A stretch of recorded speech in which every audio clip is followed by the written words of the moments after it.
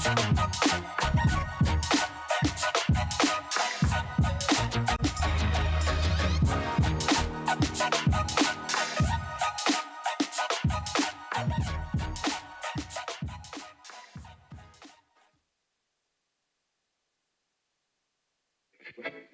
Pro Football Focus doing? Last week they had Brady. This week they got Brady. We're literally doing it differently from everybody else. As a matter of fact, moving forward from this point on, I will not make reference to PFF. Ready to get into it? Yeah. All right. We're going team by team. I would be very careful about slinging stone. Am I going to get sued? We got legal on this? I like football season, and all the things that go with it.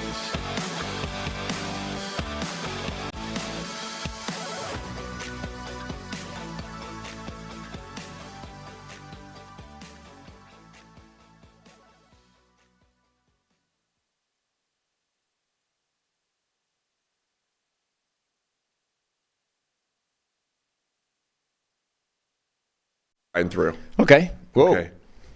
So, Tyler, I don't know if you did hear me, but if we could get this TV on, whenever you get settled back there, I would appreciate it so we could see. A new setup today. We got a new setup. We apologize for being a few minutes late, but we are here. We're ready to go.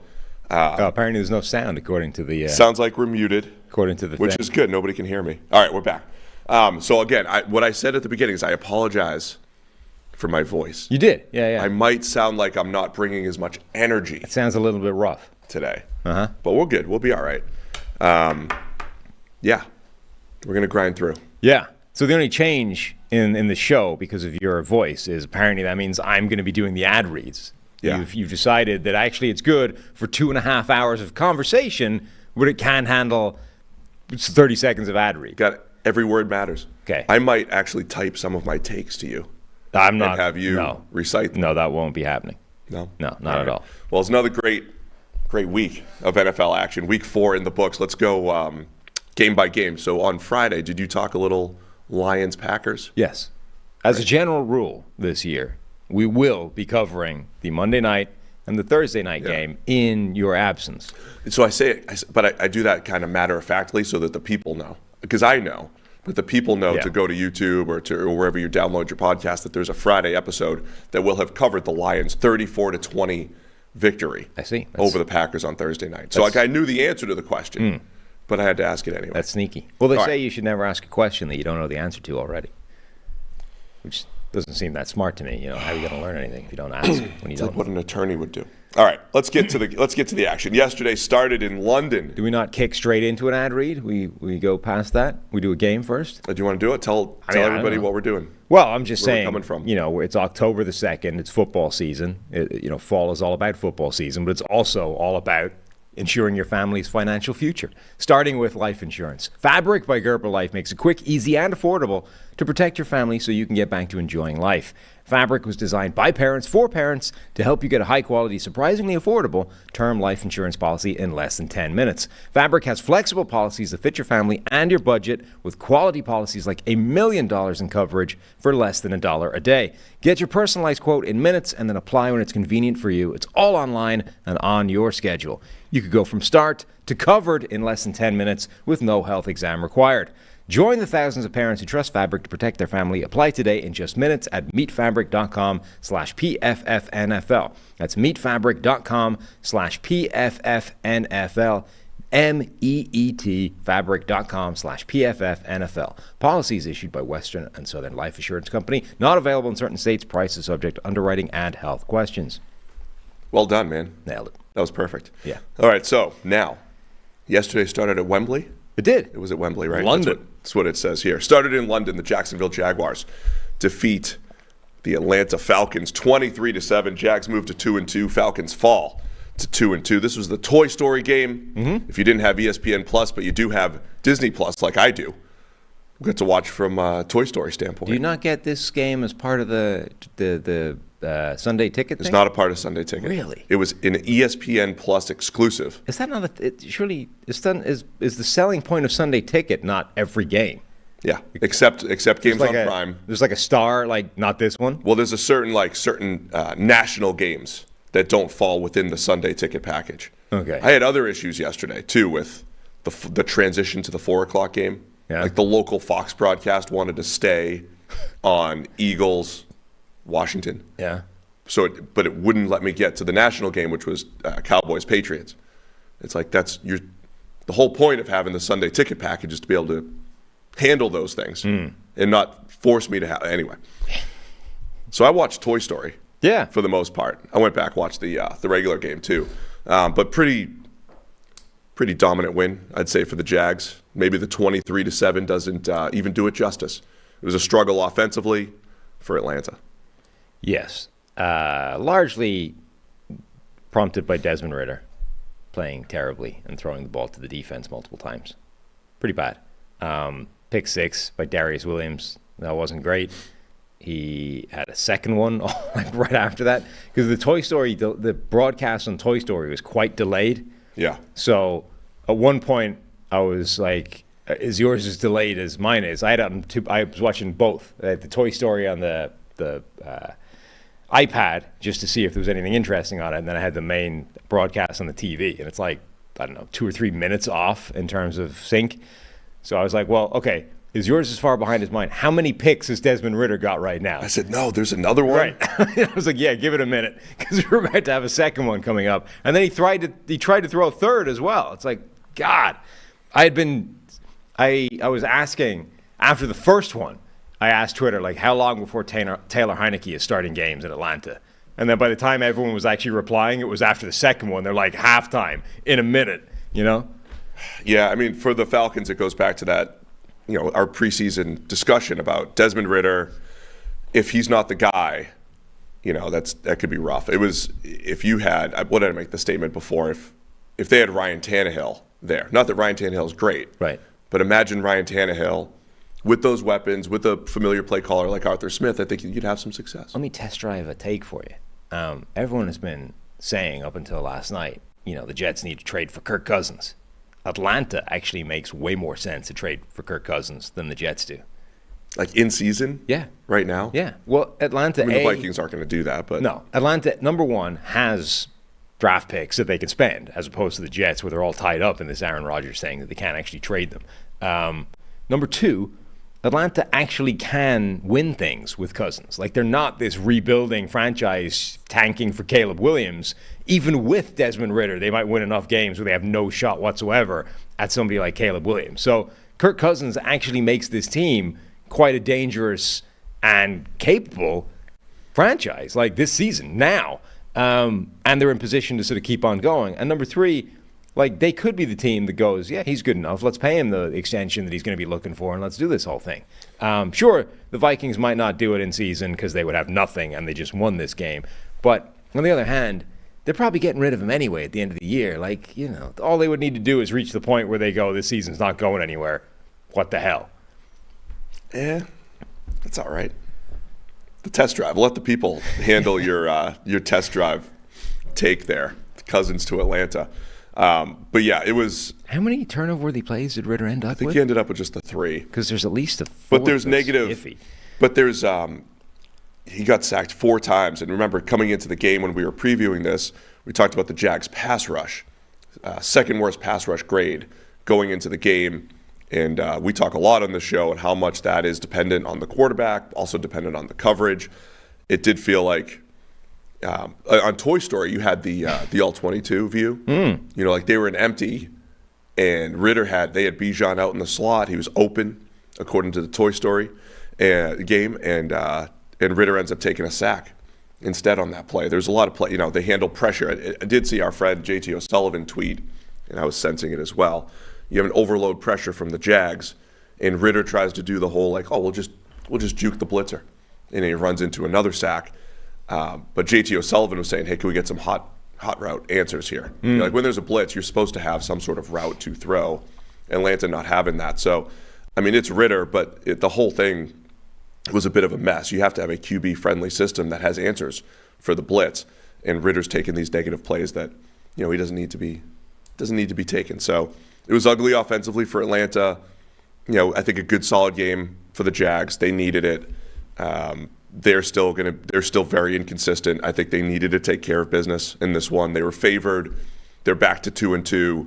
I'm looking for, from a Jacksonville standpoint, more week-to-week consistency.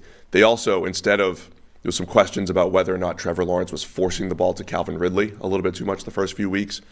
Only the 2 targets for Ridley. One of them was the broken play, 30-yard touchdown. Beyond that, it was Christian Kirk, Evan Ingram getting 20 out of the 30 targets for that offense. So that was good, just from a Jacksonville standpoint, to see them spread the ball a little bit more. Yeah, and simply the receivers stopped letting them down. You know, the last couple of weeks, they had been either dropping touchdowns or simply not getting their feet down for touchdowns. And this week, you get a play where, you know, Calvin Ridley makes an ad-lib adjustment that results in a touchdown. So it goes from one end of the spectrum to the other, which was obviously helpful. I thought the Toy Story thing was kind of, so I'm not, you know, the target demographic for the Toy Story broadcast, whoever that was. I'm not 100% certain. My 4 kids, they were locked in. Cool. So that makes sense, right?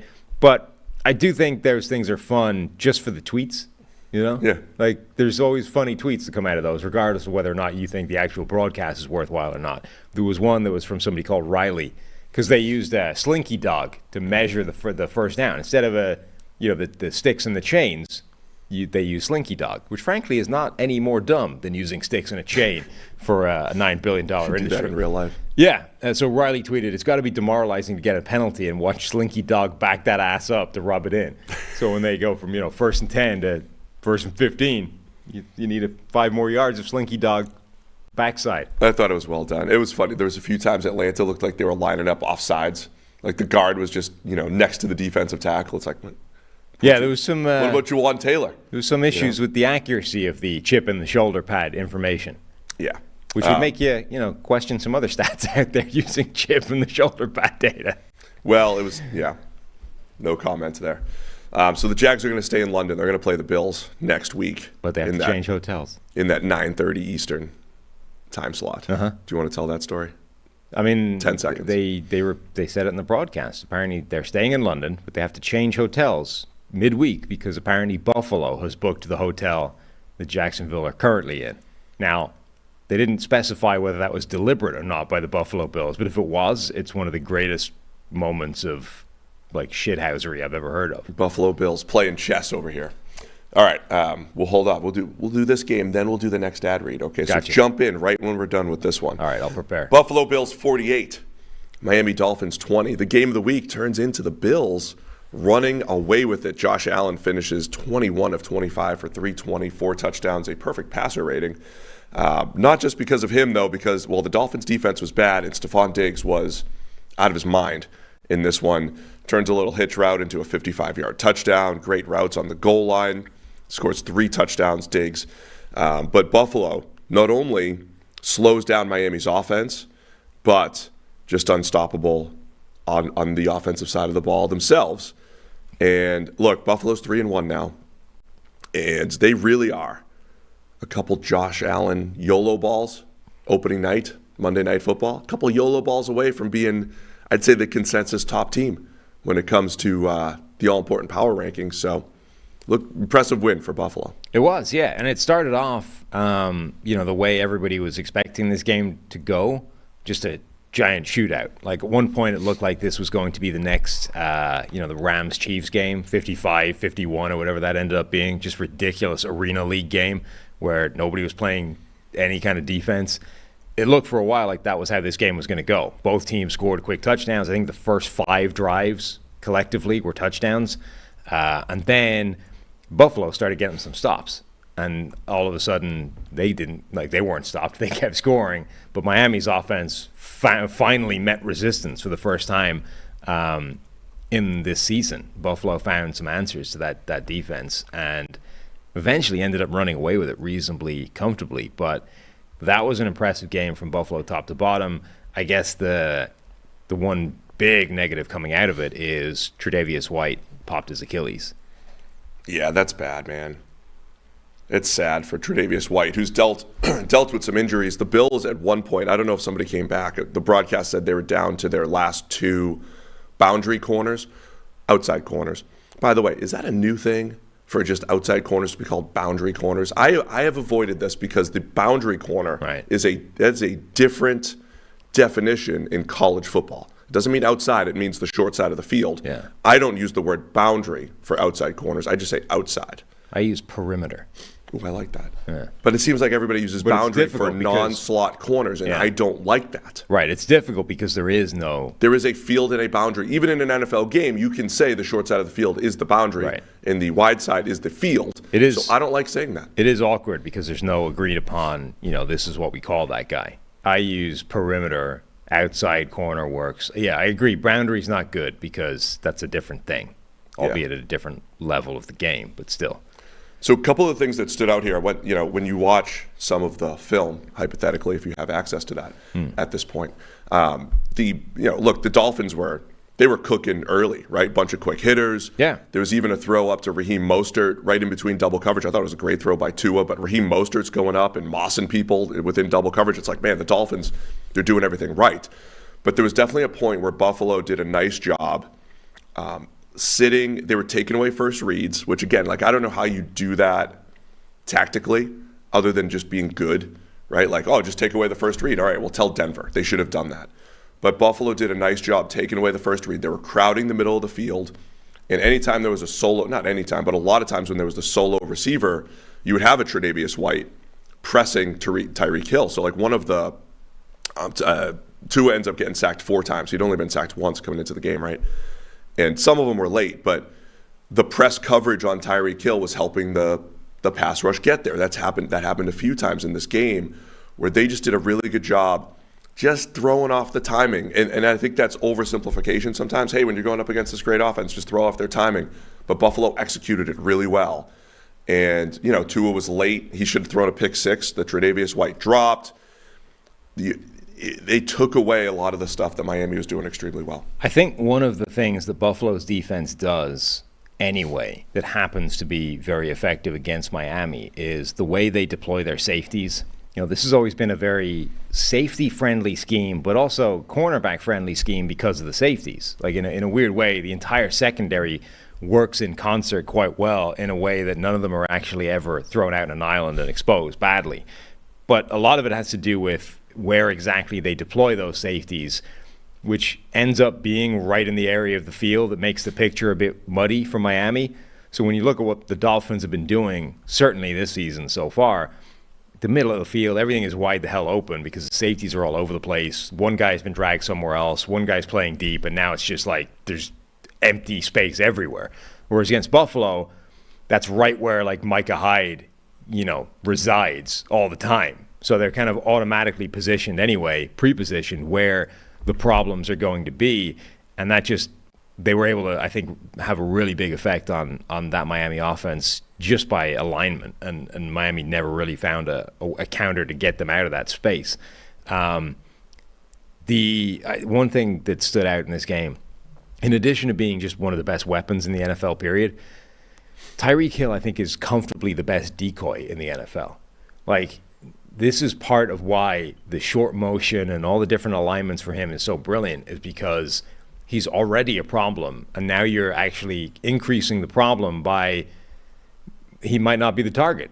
But now you have to panic because, oh crap, he's lined up somewhere stupid, or he's in short motion, he's got a running start, and now everyone runs in his direction and just opens up a yawning chasm somewhere else. The Devin Achane, is that what we're going with now? Achane is what he said this week. Right, yeah. Achane. The Devin Achane touchdown where Tyreek Hill lined up at running back, right? And the entire defense panics. It's oh no. They move him, they fake in one direction and then end around to Achane, and it's so wide open because the entire defense is flowed towards where Tyreek Hill is. His threat as a decoy, I think, is genuinely spectacular. Joey 2 times in the chat says, well, PFF's waking up early. No. This isn't new. We actually started late. Right. We're always here at 7 a.m. on a Monday morning. Tell your friends that we're here reviewing the games live on YouTube. So, yeah, look, I thought Buffalo made a statement. And this is their home game against Miami, right? They still have to go to Miami later in the year. But Buffalo, and we'll see what they do without Tre'Davious White. It is a torn Achilles. It's very unfortunate. But, yeah, Buffalo, their linebackers were Matt Milano's a stud, but their linebackers were a big question coming in. Terrell Bernard's been playing some great football. Matt Milano doing his thing.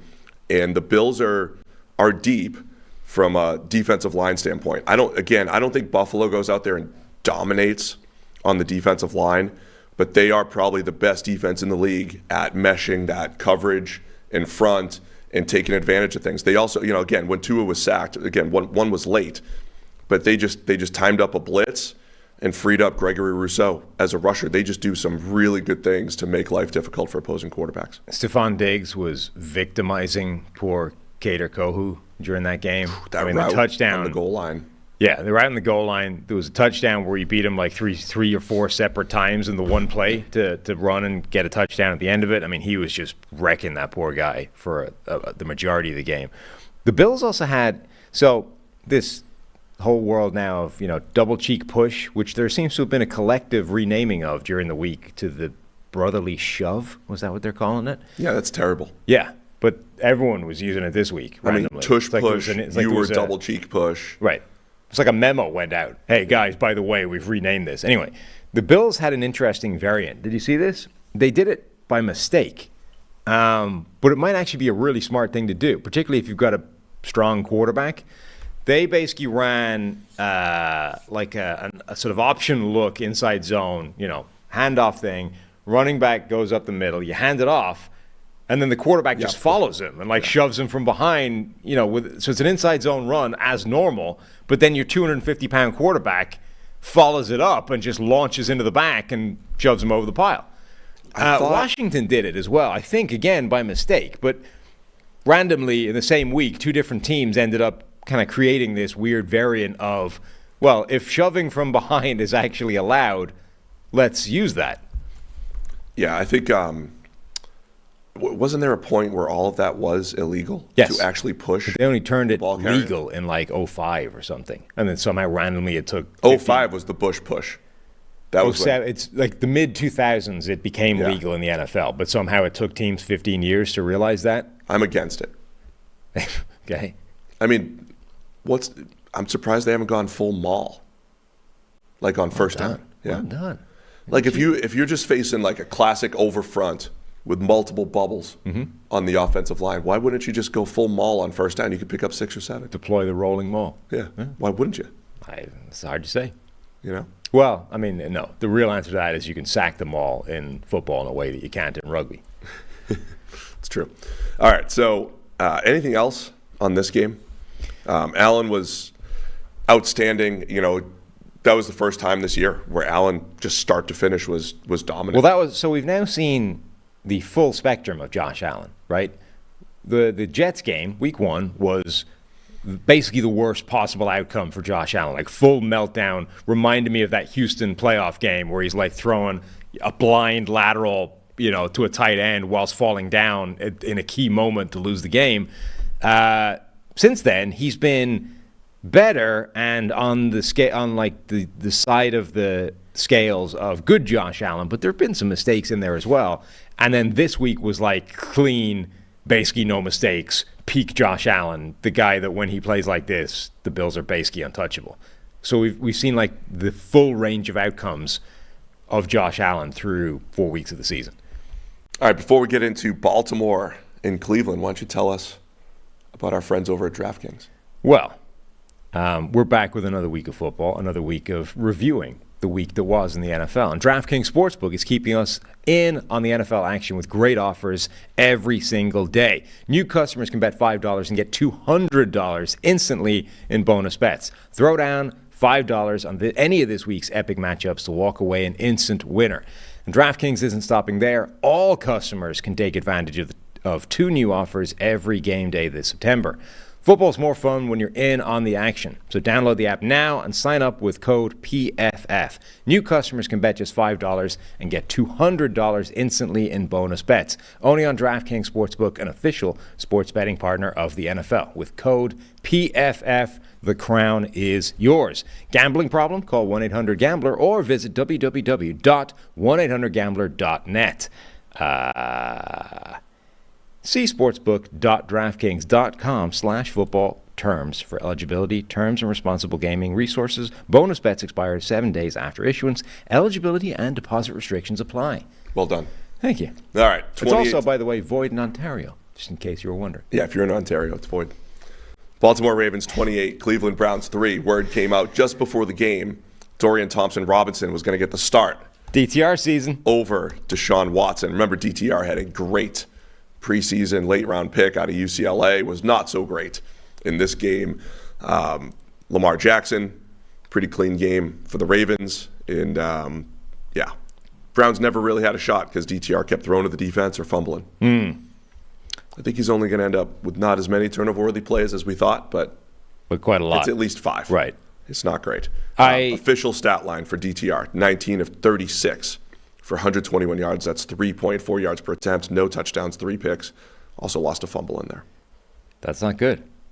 I'm torn between wanting to take a victory lap because I was very reticent to buy into the DTR thing, having watched him quite extensively in college, but also being aware that the Baltimore Ravens defense is capable of doing this to better quarterbacks than DTR. I mean, remember, Baker Mayfield, coming off a very good rookie year, had a complete and total disaster when he faced the Baltimore Ravens in like his first week in a new offense, right?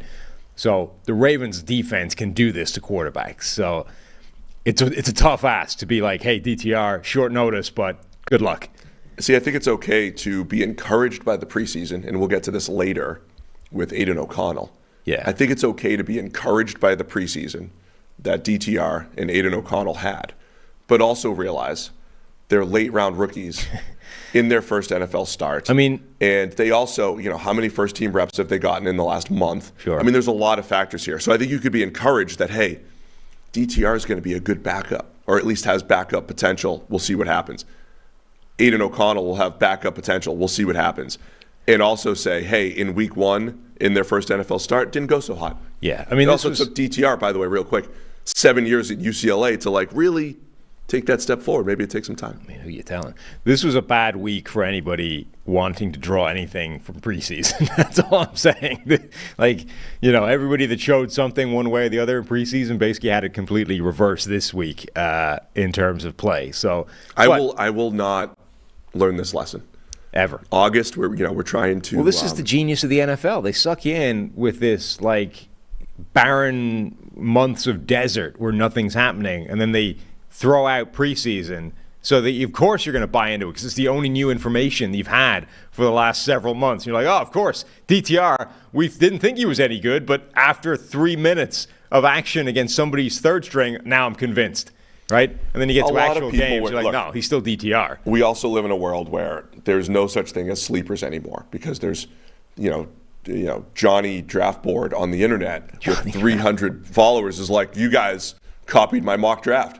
I already had this guy going at 12. He's my sleeper. Yeah. And it's like, of course, so you'll always find someone who were like huge DTR fans. It doesn't even need to be huge Aiden O'Connell fans.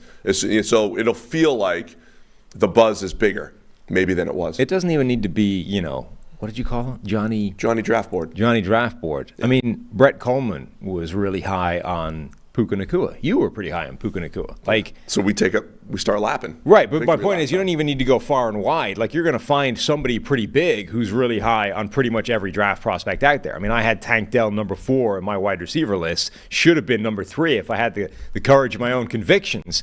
There's somebody out there that loves everybody, right? And not just Johnny Draft Board, but somebody significant. So, yeah, I think the days of nobody's ever heard of this 5th round pick except in the weeds draft nicks are definitely gone.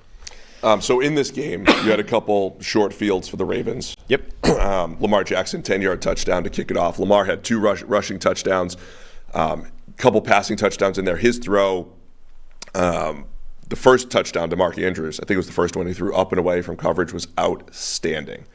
I thought it was, when he threw it, I thought it might get picked. And then I was like, oh, no, it's too high. It's getting overthrown. And you look up, and Mark Andrews has the ball. Yeah, I think it's probably the same touchdown we're talking about. There was a beautiful pass in the back of the end zone to Mark Andrews. That's the one, It was Charles Davis, I think, who said that he didn't say who told him this, but he said, somebody told me this once. I've never forgotten it. Just put it on the top shelf where the kids can't get it, and I'll come down with it. That's a really good way of describing that. That was really good. Yeah. It's like, Montana-esque against the Cowboys. Yeah. So I thought Lamar played just a really nice, clean game. Zay Flowers' biggest play was a scramble drill. Lamar hit him for 43 yards. I thought that was really nice. Lamar finishes 15 of 19 for 186, the 2 touchdowns. overall, just good game for the Ravens. Dominant performance by their defense, for whatever that's worth, again against DTR. Yeah, like the damage maybe looks a little bit worse for the Browns defense because of those short fields, but I think Lamar was not carving up that defense, but doing a really good job of attacking them and beating them, in a variety of different ways. And Cleveland's defense had a few plays here or there that were impressive, but that's the most trouble they've had so far this season. I think it was 4 actual turnovers. I mean, the Ravens still had under 300 yards. Right, that's what I mean. The Browns defense that was in this, we say this a lot about defense, right? Like, even if it looks like you're going to set records, it's dependent on who you're playing. Mm-hmm. The Browns defense is still very good. Yes. Still should be very encouraged. 28 points, certainly based off of turnovers and everything. But Baltimore deserves credit. They take control of the AFC North, moving to 3-1. Browns fall to 2-2. And Baltimore bounces back from that tough loss against the Colts. They're an overtime away from being 4-0 here. Yeah, no, this was an impressive game by Baltimore. Cleveland's defense, I think, is still very much for real, but this was as big a trouble as they've had with anybody this season. And then ultimately, in terms of winning and losing the game, they didn't really stand much of a chance because DTR just wasn't ready for this game. And I don't mean as I say, he might have been ready if this game was against a crappy defense, and we got to see him get his first start against somebody that was much more of a gimme. But the Baltimore defense, for a mid-round rookie making his first start, even one who would impress in preseason, I think was just a bridge way too far, in fact. Anything else on Baltimore here? It was, pretty much the Mark Andrews show as far as the pass game goes. Baltimore didn't get much going on the ground outside of Lamar Jackson finding the end zone twice. It's an interesting Ravens team because of that. I don't know this whole new offense for Baltimore. I mentioned, I think in the preview show, it's been very horizontal. They did have a few big plays in there, but they were, again, Zay Flowers outside of structure. I don't know if Baltimore, we'll see if they're explosive enough when they need to really put points on the board. Right now, my same take as Thursday. I don't love this offense. I think there's more to be had there. Maybe they're, a little feeling out process, but a game like this, they take care of business, and we'll see if the big plays are needed when they have to play some, in more competitive games. I think the problem is the wide receivers still aren't any better than they've been in the past because of injuries, right? Right. Maybe if everyone was healthy, we would be looking at this offense and saying, yeah, finally they've got the receivers Lamar needs, and the spread offense works a lot better. But Zay Flowers is healthy, that's kind of it. And now instead of this receiving core that was Zay Flowers and OBJ and Rashad Bateman and then Mark Andrews, et cetera, you've got Zay Flowers playing basically all the snaps. Nelson Aguilar is the next guy up. Devin Duvernay, Laquan Treadwell is playing snaps for this offense. It's not what it was supposed to be. You know what I mean? Great Morgan Moses comes out with injury in this one. Ronnie Stanley missed it. The Ravens have a lot of injuries that they're dealing with. Daniel Faalele in there. Faalele did not do great. No. From a pass pro standpoint.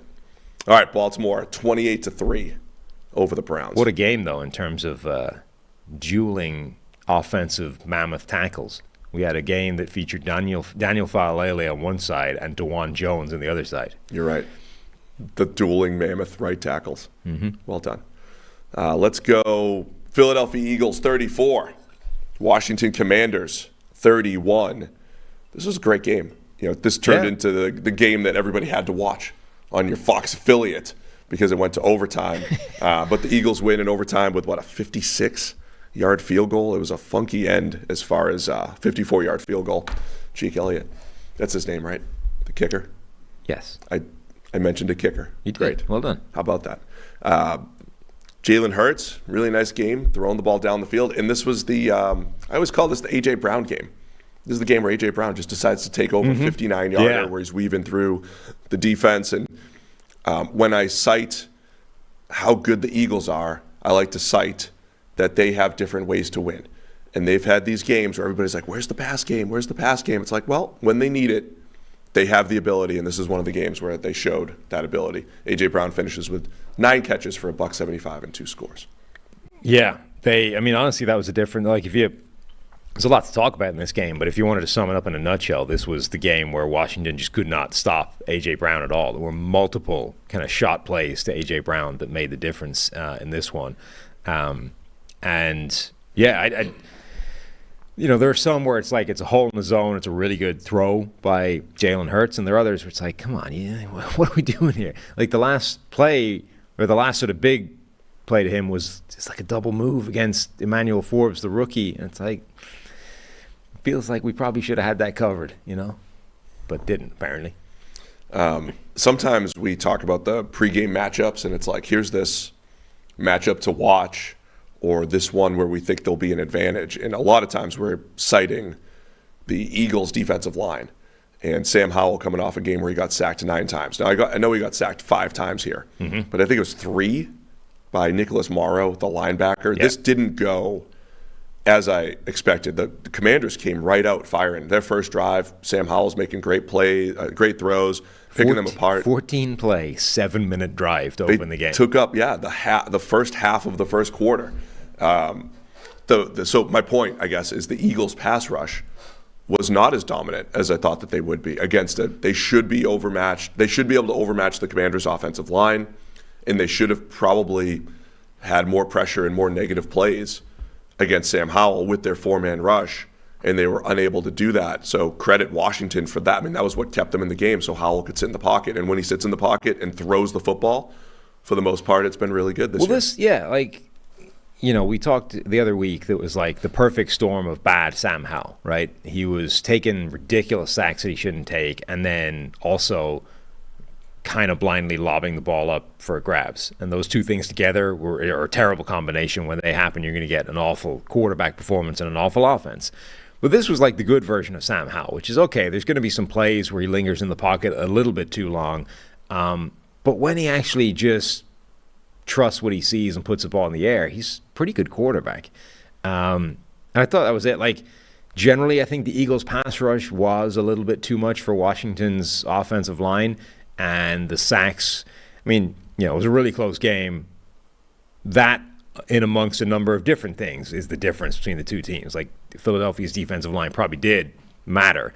But, Washington did a good job. This was a gritty, fighting performance. Brian Robinson Jr. with a triple or quadruple effort to get in for a touchdown. Now, fumble the ball over the goal line, and Terry McLaurin had to save it and create a touchdown. But I forget who it was, there's an Eagles DB.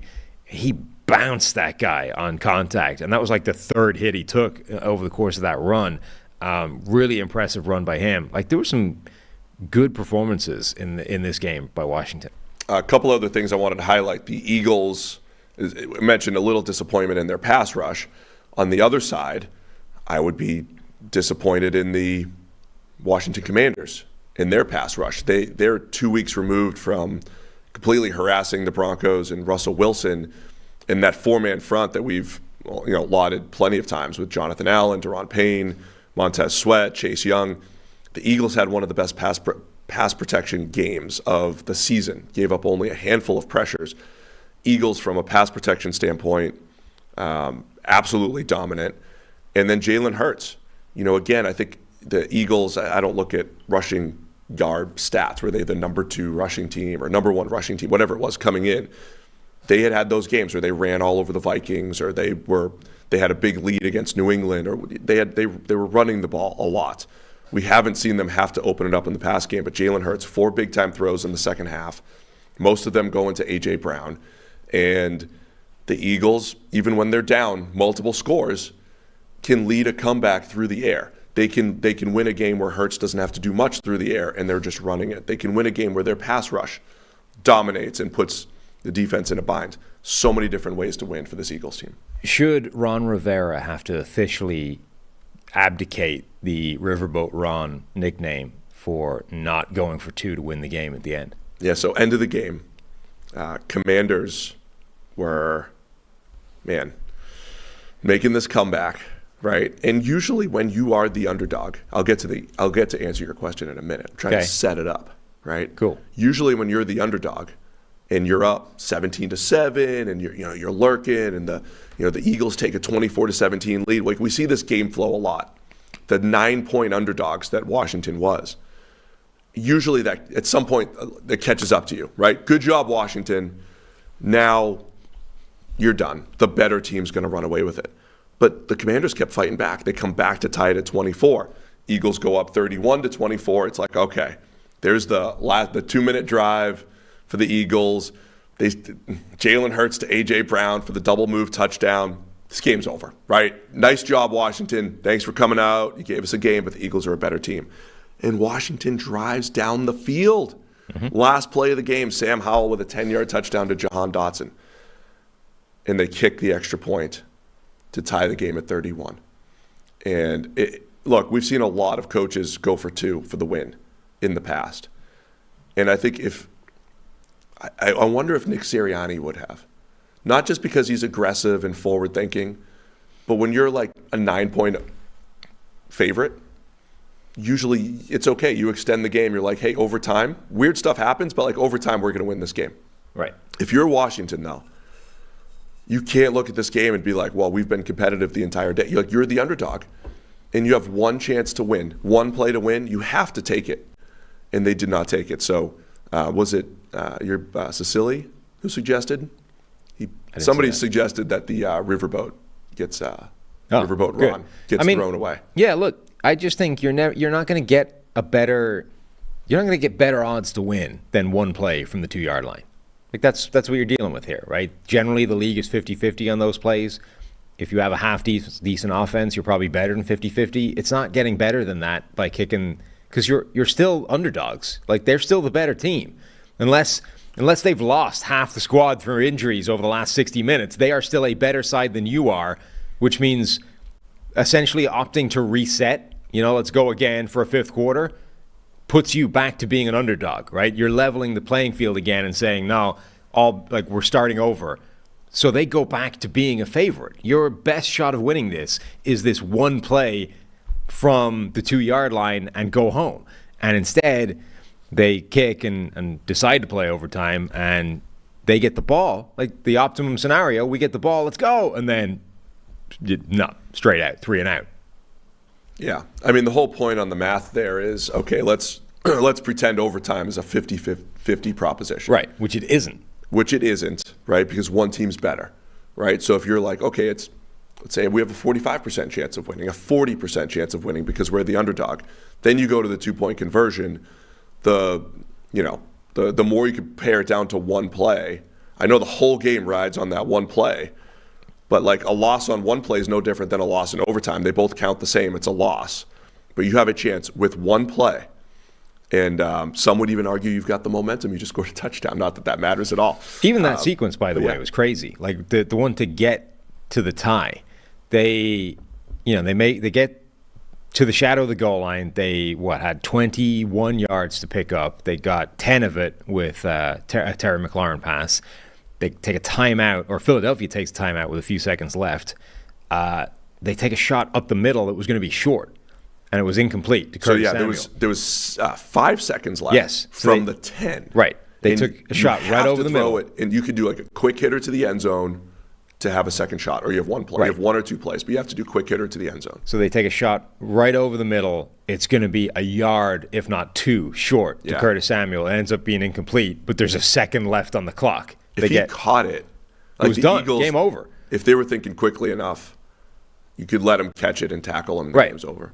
So they get one last shot to it, and then they get the touchdown to Jahan Dotson. And then off the back of that, decide, no, we're good, let's play for overtime. And then in overtime, by the way, so 3 and out, but 3 and out doesn't describe what actually happened on 3rd down. He completes a pass to Terry McLaurin, who coming down, the Eagles were effectively saved by the forearm of Reed Blankenship, because McLaurin makes this spectacular catch, and on his way down, gets 1 foot down, the second foot lands on the forearm of Reed Blankenship, and sort of what then rolls over, and the toe hits down on the turf as they're going out. And honestly, kind of looked like he was inbounds anyway, but definitely the difference between being ruled out of bounds and being in bounds was the fact that his foot first had to go down on top of Blankenship's forearm, and had it just been able to hit the turf first, it would definitely have been in bounds. Just insane that we can be We can play 60 minutes of this absurd, violent chess game, and then it comes down to whether or not your foot lands on the forearm of a dude on the way down. And that's our game right there. Crazy. It was an awesome finish, and then even the Eagles at the end. I mean, they ended up in a 3rd and 17. So first off, a couple things. They go for a 4th and 1. Of course, Jalen Hurts picks it up. 4th and 1 from the 50. Riverboat Nick. Because if you don't get that, Washington's 15 yards from field goal range. Of course, they get the 4th and 1 to keep the drive alive in overtime. Like, the Eagles were just kind of trudging along in overtime. They get a 3rd and 17, pick up 9 to Devontae Smith to set up a 54-yarder for the game winner with 4 minutes left. Like, this was close to tie territory. The Eagles' game-winning drive was a 10-play, 23-yard drive in overtime to set up the 54-yarder, which is no gimme. It's another reason, by the way, it's not 50-50 in overtime, because the tie is a possibility, and more of a possibility now that it's only a 10-minute period than it used to. It's true. There really is. So, yeah, just resetting here. I apologize for my voice. Had some voice issues. I don't know if it's from yelling at the Florida-Kentucky game on Saturday, but it's not great over here. Anything else on this Eagles 34-31 win? Eagles moved to 4-0 against the Commanders, falling to 2-2. Not really. They called Philadelphia offsides on offensive offsides on one of the double cheek push plays. Do you see that? Yeah, who was? I think it was Jeff. It was one of the Schwartzes, I think. One of the Schwartzes. Jeff or Mitchell highlighted. So you and the other guy who will remain nameless tweeted out the picture of the mall look at the goal line, and it's like 11 dudes, 11, each side, whatever, and it's like, this is football, right? And it was one of those guys who were saying in the Super Bowl, the issue with the double cheek push formation is the guards for the Eagles are offsides, that they are lined up so far forward. I've never actually looked at it that closely to see that.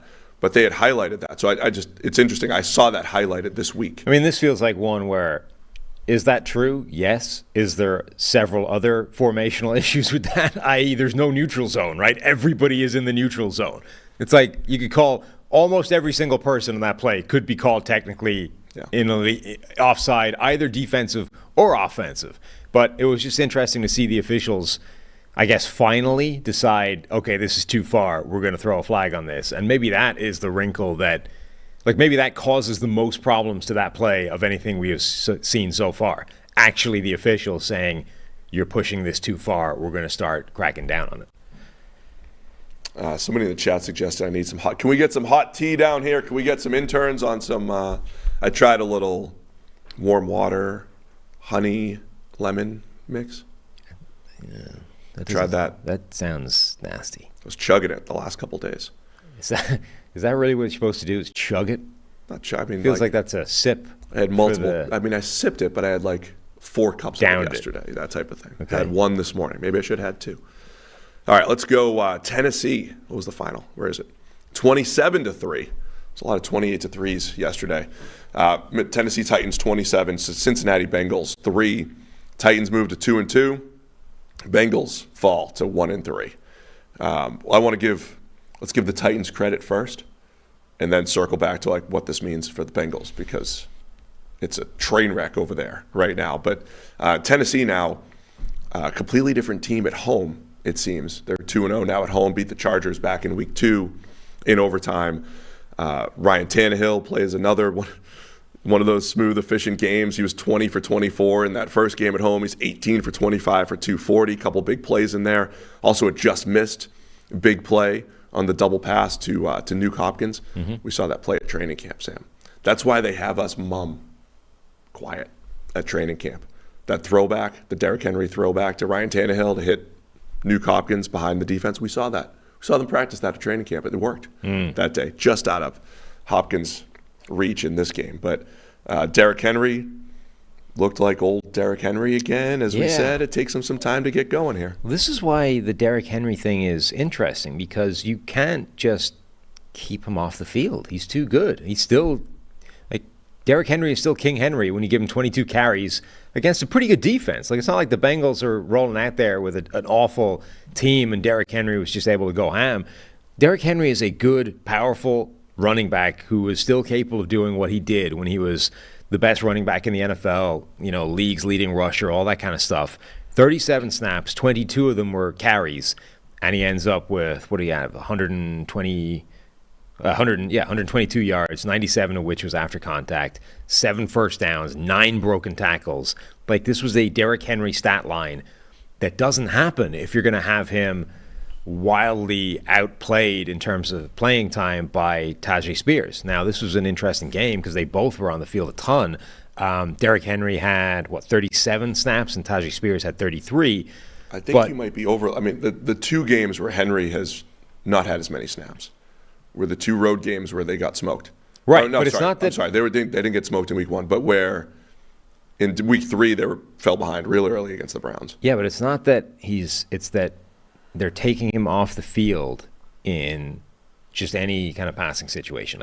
So a game flow like that will take Derrick Henry out of the game, right?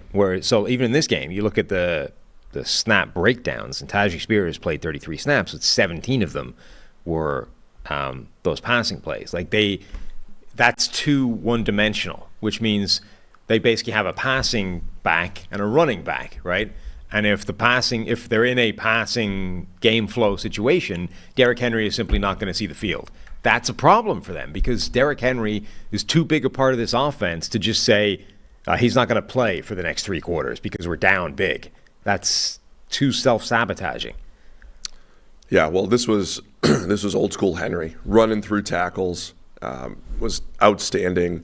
A lot of shotgun runs where he was making big plays. Forced 10 missed tackles on just the 23 carries. He had 22 official, 23 including a negated play. So Derrick Henry was outstanding, and credit the Titans, man. I don't know how much of this is just the Bengals offense, but Tennessee's defense, over the last few years, they have games like this where they're just really difficult to complete passes, and they're tackling well, and this is one of them. And then you have the Bengals offense, which, so it's very limited, but there's value in just getting the ball quickly out to, Jamar Chase and T. Higgins. Those guys can make plays, and both of them had plays in this game where just simply the ball was in their hands quickly, nothing route, and they beat a guy or drag a guy for extra yardage and pick up first downs. And there's value to that, but it can't be the whole offense. And the problem is at the moment with Burrow injured, hampered the way he is, it's the whole offense. Yeah, that's the issue. I think when you see the number of horizontal routes and bubble screens and everything that Jamar Chase is catching, last year there was a point where they started moving Jamar Chase around. I made the point last year. It felt like the old Randy ratio, where there was a few games where teams took Jamar Chase away, and they adjusted by saying, okay, we're going to put him in the slot. We're going to put him on the inside of trips in the slot. We're going to move him around, and you can't double him anymore. And we're going to run a few easy stick routes, and we're going to get Jamar Chase involved. And that felt like a good adjustment last year, right? So just as a stat, Jamar Chase's average depth of target as a rookie was 13, which is really far down the field, of course. Last year it fell to about 10-something, right? Because they had those games where they were just feeding him short stuff, but they still threw the ball down the field. This year it's in the 7s, average depth of target for Jamar Chase. So this year there's no downfield Jamar Chase, and I get it. They got to get the ball out of Burrow's hands. He's got the calf. I don't know how well he can throw the ball down the field. I don't know how much that's affecting everything. But there's a reason why this offense isn't working, because you're one of the best deep threats, one of your best 15-plus yard threats in the NFL is not playing that game anymore. And I don't know if the quarterback can even get him the ball anyway. So now they're countering by saying, Jamar Chase is still great, but let's turn him into Tavon Austin and get the ball in his hands in space. And that's okay. Like you said, there'll be some plays where he's good. He'll do that, but it makes the whole offense much worse. And again, I don't know how much depends on just Burrow, his calf, and the inability to drive the ball down the field. His average depth of target was 4.5, which is that's 2 yards shy of... It's Tavon Austin. It's like what they tried to do with Ted Ginn. This Burrow's average depth of target, like every pass. Burrow's, I know. Yeah, like that's 2 yards shorter than an average depth of target where you're saying this is a problem. Like that, it can't work. I mean, if look, I keep making the injury excuse because it has to be real. Well, it is real. Because we don't, like if he was a rookie, if Joe Burrow was a rookie, we'd be like, hey, should we be concerned about Joe Burrow? Right. He doesn't like to throw the ball down the field. But we have 2+ years of evidence that Joe Burrow is awesome at football. But right now, he's at an historic low, 4.8 yards per attempt through 4 weeks of football. That's as bad as it gets. It highlights this false economy that I think teams talk themselves into with injured players a lot of the time. Like, so I'm off the back now of 3 weekends of one of the most historic false economies I've ever encountered. I decided to paint the trim of my house at the front to save a few $100 to paint somebody to do it professionally. I'm like, that seems pretty easy. I could do that. It took me like 3 weekends. I don't know how much I spent on paint and various other sort of crap to do it, in addition to like 3 solid Saturdays painting this idiot-shaped trellis thing at the front of my house. I'm like, this was not even close to being worth it. Like however many $100 it would have cost to have a painter do this and save myself the time, effort, and money. Way better deal than doing it myself in 3 straight days. The NFL teams, when it comes to injured quarterbacks, are like, well, the debate is essentially what percentage of this guy is still better than my backup, right? Now, Cincinnati's backup is Jake Browning. So I would say you can go pretty low in terms of percentage of Joe Burrow before you get Jake Browning being the better option. But when this is the current version of Joe Burrow, it's probably the same. Right? Like Jake Browning would be a 4.8 yards per attempt guy. I mean, but this is like, and we'll get to this later. The Saints did this with Derek Carr and Jameis, right? Derek Carr, injured shoulder. He's close. Is he good to go? Is he 80%? It's, what percentage of Derek Carr is better than Jameis Winston? I think both teams at this point are probably goofing on the wrong side of that because they're overvaluing how good the hampered version of their starter is. Like, I get the Bengals are basically done for the year if they decide to sit Joe Burrow and get him healthy. On the other hand, they seem to be done for the year anyway, even when they're playing him at 80% or whatever he is with this calf injury. Yeah. I mean, I didn't hate the decision on paper, but they're officially week, the worst offense in the NFL. Last week would make you understand why you do it, right? It was ugly, but they found a way to make it work. They get a win against the Rams. You're like, all right, we're still alive. But this week kind of showed you, you know what? It's not going to work. You can't have an offense where the average depth of target is 4.5 yards from the line of scrimmage. NFL defenses are too good at understanding how to stop that happening. And if you can't take advantage of that adjustment, like they're going to squat on everything. And if you can't hit them over the top, you can't win. That's in addition to T. Higgins banged up in this game. Broken rib, right? Yeah. And look, even if you were going to we're just talking Jamar Chase deployment here, but even if you're going to do that with Chase, can you just chuck some jump balls up to T. Higgins a little bit more often, You have to be able to back them off. Even if that's going to be your sort of default position, 4.5 yards from the line of scrimmage, there has to be something in there that will scare them back. Otherwise, they will take all that away and you go nowhere. Did you see the Derrick Henry passed for a touchdown? Yeah, that was nice. Which is not the first time in his career he's done that. It's been a thing before. They had, was it Jeffrey Simmons they had come in? Yeah. And Bengals used a timeout because they had Simmons at fullback. Yes. They motioned him out. So this is the thing, right? They showed them the play, right? Yeah. They lined up, weird formation. Derrick Henry's taking the direct snap. Tannehill's gone split out wide. Jeffrey Simmons is in the lineup. And the Bengals call a timeout. Let's talk about this. Let's figure out what we're going to do. And they'd it was one of those timeouts that was very late in the play. So they'd sort of shown let's break out the formation. Let's put the people in, let's shift. Sort of show them what it's going to look like. Quick, timeout. Let's talk about it. And then they ran it. It was like this. There was no point in the timeout. Like, what did you talk about?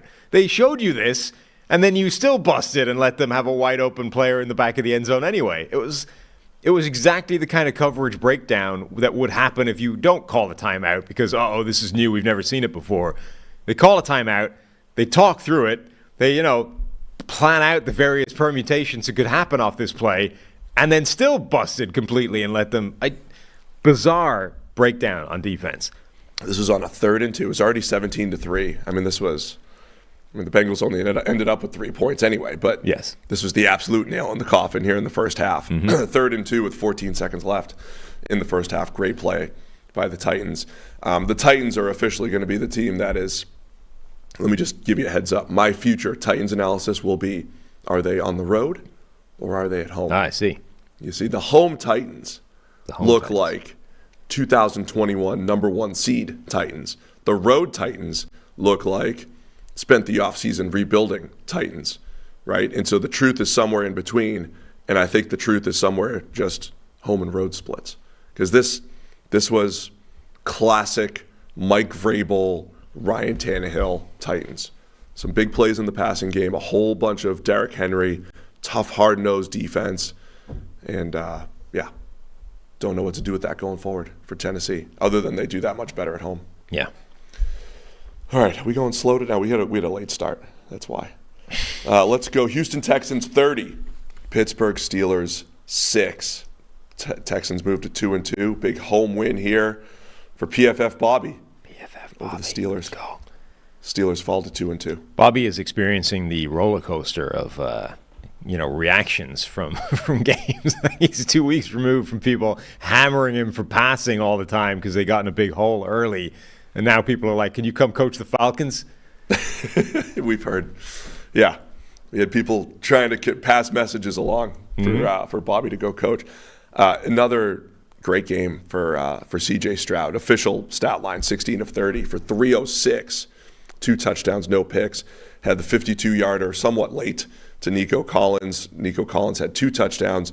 The beginning of the game, the Texans ran like 97 plays in the tight red zone. It looked like they were there forever due to penalties and everything. But yeah, man, Houston controlled this game from start to finish. On the other side, Pittsburgh, Kenny Pickett, another game underwhelming, leaves with a knee injury. And Pittsburgh, I don't want to say we should have seen this coming, but if you're analyzing Pittsburgh's offense this season, if you take away a couple 70-yarders, right, a couple big plays, very ineffective. Like, this was much like other weeks minus the 71-yarder that, put them on the board. We basically did, that was the implicit suggestion of, that doesn't work, right? Implicit suggestion. That was the implication of what we were saying, which is this is a bad offense that for a couple of weeks had managed to, an individual had overcome that by breaking out a big play, and that had been enough to win those games. And if you looked at the weekly joke at this point, the adjusted scores from the nerds had suggested that Pittsburgh had won a couple of games that they really had no business winning, right? Now, the reason that is a thing, the reason that the nerds are interested in the adjusted score thing is that probably has some predictive power as to what's going to happen in the future. If you keep winning games that you're not supposed to, theoretically the pendulum is going to swing back in the opposite direction at some point, and you will catch, your just rewards for what you will reap what you've been sowing, which apparently is worse than the results you've been getting, right? And that's like this game. Pittsburgh didn't find somebody to overcome the crappy offense and win when they shouldn't, and therefore their offense basically got nothing done all game. Pickett was errant on a pass outside the numbers, and it got me thinking. I haven't seen him throw the ball very well outside the numbers whatsoever. Looked it up. Any QB over 30 attempts outside the numbers, at least 5 yards down the field. Pickett's got the worst grade in the NFL. He's about 3rd worst if you change the sample size, but it's been bad. And sometimes it feels like that's just an accuracy thing. It's an arm strength thing, but there's just like he's off. Like the number of passes that he throws that just don't have a chance, or the angle's off and it ends up out of bounds. So there's something with Pickett, to me, the inability to throw the ball effectively down the field. I think the whole scheme issue is a thing because, again, Pittsburgh's got good playmakers that they can lean into.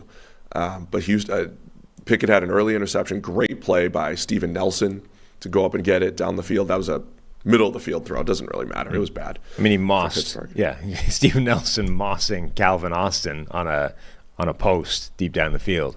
Like small DB mosses small receiver.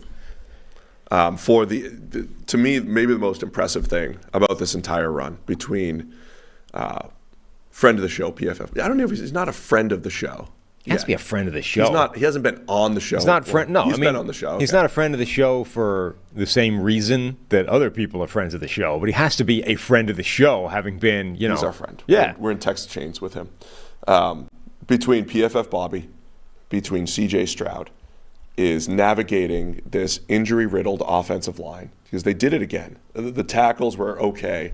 The interior was outstanding in pass protection. TJ Watt, to the I know the Pittsburgh media people that criticize us don't watch us, but if the message gets to them, if you're going to write an entire article on how PFF grades are trash because TJ Watt affected every throw against Jimmy Garoppolo the other night, then you should write that same article and now say that TJ Watt had no effect on the Houston Texans because the defense didn't stop, other than a few field goals, didn't stop Houston, and TJ Watt didn't have any sacks. He did force an intentional grounding, but it doesn't matter. Well, that certainly doesn't count. Doesn't count. That's in the. That's I don't the see Miles, that in the stats. Right. That's in the Myles Garrett bracket of. I don't see that as a sack. So I expect the same energy from Pittsburgh media that TJ Watt didn't show up this week. No, credit to Houston, man. They've been doing a great job keeping CJ Stroud clean, and then Stroud playing under pressure when he does have pressure has been way better than what we saw at Ohio State. George Fant and Austin Deculus as a tackle tandem not being a massive problem in this game going up against Alex Highsmith and TJ Watt is, I think, a fairly unforeseen development for that Houston offense. Like, that would have been, going into this game, a huge red flag as a potential problem for this team. And yeah, CJ Stroud has been way better under pressure, late in the down.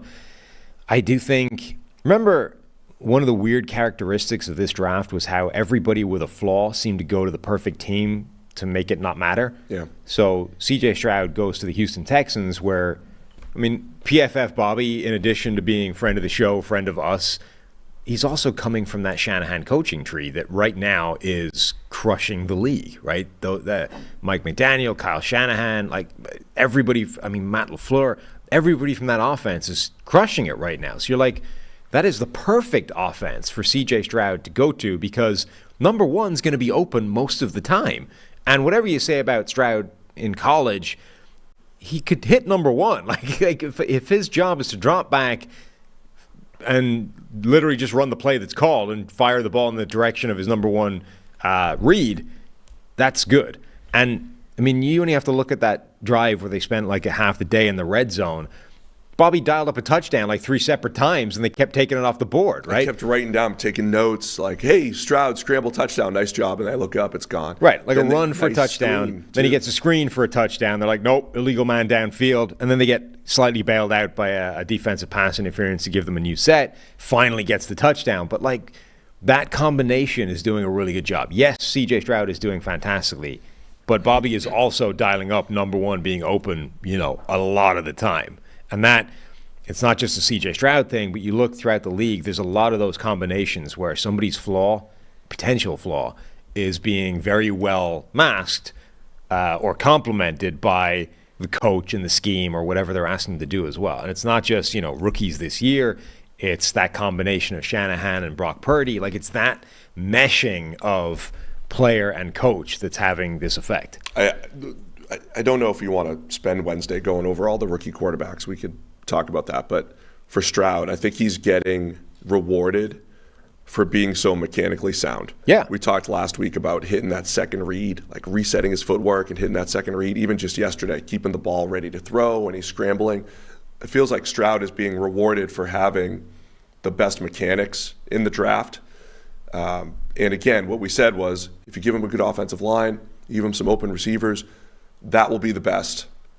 He'll have the best chance to succeed, especially early, because of his accuracy, because of the mechanics, because of what he brings to the table, and we're seeing that through 4 weeks. Just a contrast in terms of what I'm talking about, specifically that kind of first look thing, right? When Stroud is throwing to basically his first look, his first target, he completed 10 of 19 passes for 173 yards, so 9.1 yards per attempt, and a passer rating of 119 yesterday, right? The Steelers combined, let's put Pickett and Trubisky together, basically the same amount of dropbacks, 19 attempts as opposed to 20. They completed 10 of them So broadly speaking, the same number as C.J. Stroud. Theirs went for 78 yards and a passer rating of 41.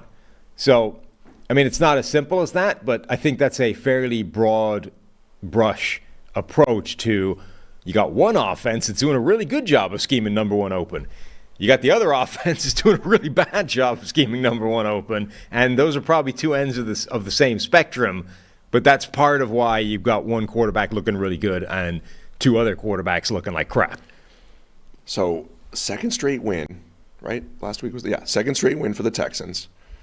Don't forget, DeMeco Ryans is the head coach, and he's on that side of the ball. Second straight week, a good defensive performance. Last week was against Jacksonville. This week against the Steelers. The pass rush was pretty good. Will Anderson's winning reps. Will Anderson's going to show up on the stat sheet a lot in the coming weeks here. Whole division is 500 now, by the way. Yeah. How hard could it be? It's a battle now. Texans are in the thick of it in the AFC South. Got to be impressed by what they're doing. They're also the top team in that division in point differential. Everyone else is either +2 or -2, and they're at +17. Oh, look at that. Let's go Colts-Rams in a second here. Do you have AG1 fired up, or do you want to do it after this game? We can do it now. All right. I'm ready. I'm set. Do it. I could use some. Will that help my voice? That's what I was going to say. Our next partner is AG1, the Daily Foundational Nutrition. The Daily Foundational Nutrition supplement that supports whole body health. Drink it literally every day. Did you have it today? Is that your problem?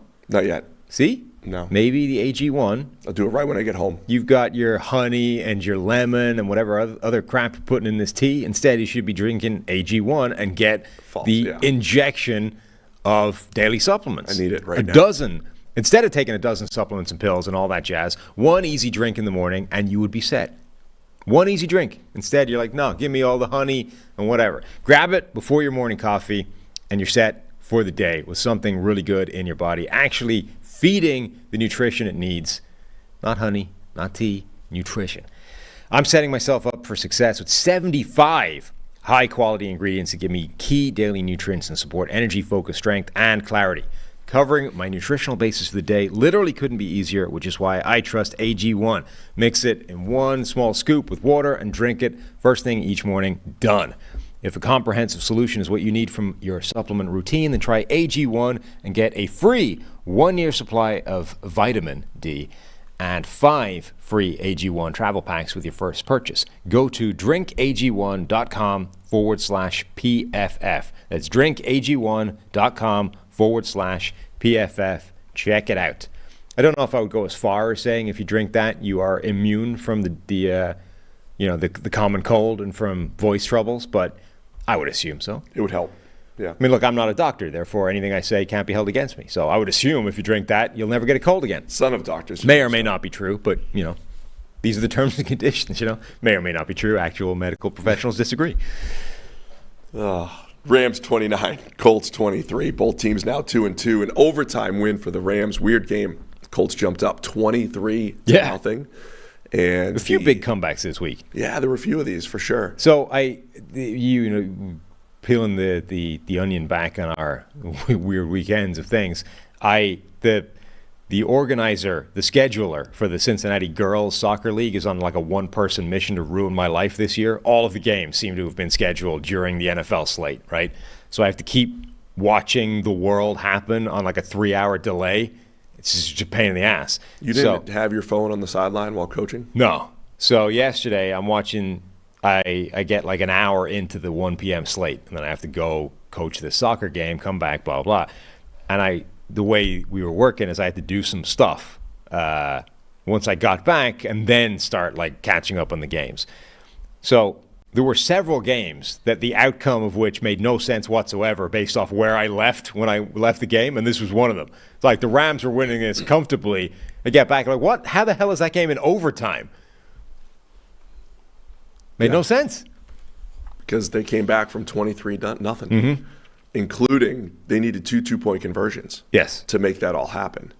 And then in overtime, it was Puka time, baby. Well, not just overtime. It was Puka time. I mean, the entire game. It was all Puka. It took him 5 minutes to end up with the most catches all time through 4 games, and 5 minutes into his 4th game, which was that. So that overtook Anquan Bolden. He now has 9 more catches than anybody in NFL history through the first 4 games. I can't even use 17-game schedule against him. Nope, can't. It's just first 4. Puka ends up with 9 catches for 163, including the walk-off winner. Man, that dude's been incredible. He really has. And I don't think, I looked at this before, he's not going to get just completely marginalized once Cooper Kupp gets back. Like, they coexist in the same offense. He is much more, in terms of deployment and usage, he's much more along the lines of what Robert Woods was doing in that offense when he and Cooper Kupp were cooking than he is what Cooper Kupp is doing. Like, it actually, I think, complements him for Cooper Kupp to return rather than, now I'm sure it'll take some of the production away just because he's like the only target right now, but I don't think he just disappears once Cooper Kupp returns. We're going to start promoting this a little bit more soon, but just want to highlight Puka Nacua. We have player tracking data for games for college using computer vision, so basically replicating what NGS has. So not the chip in the shoulder. Not the chip in the shoulder, but we use computer vision technology. And not only do you get top speeds and all those fun stuff, all those fun things you see from NGS, but we've created our own athleticism score. And Puka was like a 92nd, 93rd percentile athlete using game speeds, using game movement. And so because he's doing great, we will promote the heck out of that. Right? That's just how it works. That is. It is not always a one-to-one correlation, but it's interesting because Tutu Atwell also was similar. And you can actually see the Rams, who may or may not have had this data for a few years. You can see how maybe a few teams lean into that. So, again, I'm not saying it works all the time, but it was just interesting number to see that Puka's game speed, game athleticism, way better than his testing numbers. And that was the story on Cooper Kupp for a while, was that, hey, the Rams knew something. They knew he played faster. Puka absolutely plays faster than whatever he did at the Combine. Yeah, that one, the Cooper Kupp one, was really obvious. I mean, there were plays, obviously he was playing at a lower level of competition, but like he torched Oregon when they faced them, for some absurd number of yards and like outran half the defense while doing it. Like, Kupp's play speed was quite obviously better than whatever he tested at the Combine, which is like a 4.6 something, right? So, yes, exactly. Great job by Puka. Stafford, pretty clean game other than the pick. Once again, I think it's interesting seeing Stafford in this offense, maybe rejuvenated without Cooper Kupp. And they weren't under, again, the pregame matchup deal. Indianapolis was coming off a game where their defensive front was outstanding. And it looked like they might have a mismatch against the Rams, and they didn't at all. The Rams, I don't know when the Rams' offensive line is going to, outperform, but this was one of those games. The Rams, to me, are going to be this team this year where I don't have any idea what you're going to get in a given week. Now, I didn't even know what you were going to get. Like, even within this game, it went in either direction, right? Sure. The first half, they looked like, what the hell, where did this come from? And then the second half, like, okay, this looks a bit more like, but that offensive line generally held up pretty well. Joe Noteboom wasn't good. Everybody else was fine. And if that happens, that's more than workable. But then you get games like that Cincinnati game where the entire offensive line is overwhelmed. You're like, yeah, this makes more sense given the personnel that they have on paper. And going up against the Colts, you would have thought that was kind of how this game was going to go, and it really didn't. Like, that offensive line held up. And when it does, I think Stafford is playing really well. Stafford might be playing as well as he's ever played in his career right now. It's just that the circumstances around him aren't as good. Like, his receivers are Puka Nacua and Tutu Atwell, basically the end, and his offensive line is one of the worst he's had, and it's still somehow working okay because he's absolutely dealing. One more note for the Rams. I'll say it before you did. Aaron Donald was back, baby. Aaron Donald was pretty dominant again. Second week in a row. One thing that occurred after we recorded was Blake Freeland was announced as the starting left tackle for the Colts in place of Bernard Ryman. Freeland was a guy that I touted as a developmental tackle because he fell into the category the model says yes, but my heart is saying no. But my eyes say what the hell is happening? My eyes and my heart are saying no. So then I split the middle and said, Blake Freeland, give him a couple years to bulk up because he's just skinny right now. Great athlete. He's just skinny, can't handle power. Well, the Rams went and put Aaron Donald over him multiple times. And left tackle Blake Freeland did not handle that very well. So Aaron Donald also whooped Quentin Nelson a few times. Like, Donald had a huge game as far as disruption goes. Best he's had all season. But Blake Freeland's not ready, I guess is the point. It's funny, though, how did you see Aaron Donald essentially campaigning for the sack? So he ends up with, it's going to be like 8 pressures, only one of which was a sack. And it was like a pretty clean win. He's coming, he's attacking from behind Anthony Richardson, grabs hold of him, and sort of, it's one of these ones where he doesn't like cleanly get him, like grabs him around, sort of slips down, keeps hold of an ankle, rolls a little bit. Richardson goes down whilst falling forward, trying to run away from him, and sort of, stumbling, bumbling, bouncing towards the line of scrimmage, eventually goes down. And Donald is like, definitely down before the line. Like, that's definitely a sack. It was almost not a sack, but it's definitely a sack. It's funny, like, these players know the difference that makes in, like, perception, right? If I get this game that's just pure dominance start to finish and there's a 0 next to the sack column, people are going to think I sucked. Which is stupid. But, yes. And there's incentives tied to it. That's 8 it. sacks, Right. 10 sacks, 12 sacks. There's incentives tied to it as well, which is also stupid. But anyway.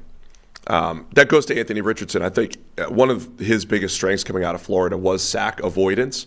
And in a game like this where he was under heavy pressure quite a bit, he only got sacked officially twice for -4 yards. There was a negated play in there that was a very close fumble, near interception. It was initially ruled a fumble on the field, got negated by a defensive hold. But Richardson did a great job, I thought, avoiding some of those negative plays and then coming up with some of the spectacular. With Aaron Donald taking him down, he's able to turn that into a 35-yard completion to Alec Pierce. The result of that may have been a little lucky, but the ability to throw the ball 38 yards down the field while in the grasp. There was a rollout, beautiful pass that he threw to Mo Alley Cox. That was the touchdown that started the whole thing. So the 35-yarder, right? Really nice which play. Was, there was, you saw more glimpses, I think, of what Anthony Richardson can become here in his 3rd NFL start. You can see he's one of those quarterbacks that has that kind of arm where multiple times in a game, you sort of see that he can do things other people can't, right? Like that throw to Mo Alley Cox.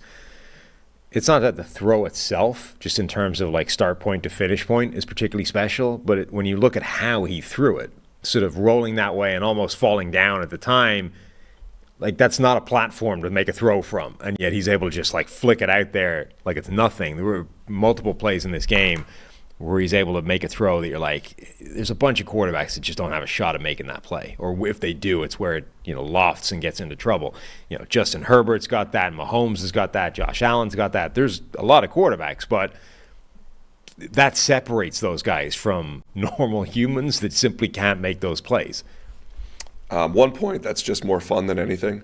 Michael Hoyt, is that how you pronounce his name? Yes. Hoyt for the Rams. Wild pronunciation given the spelling. The edge of that defender from Brown. He's listed at 3'4", 310. He was in coverage on that Mo Alley Cox touchdown. 310 pounds. Now, this isn't rare for him. He's dropped into coverage 52 times this year.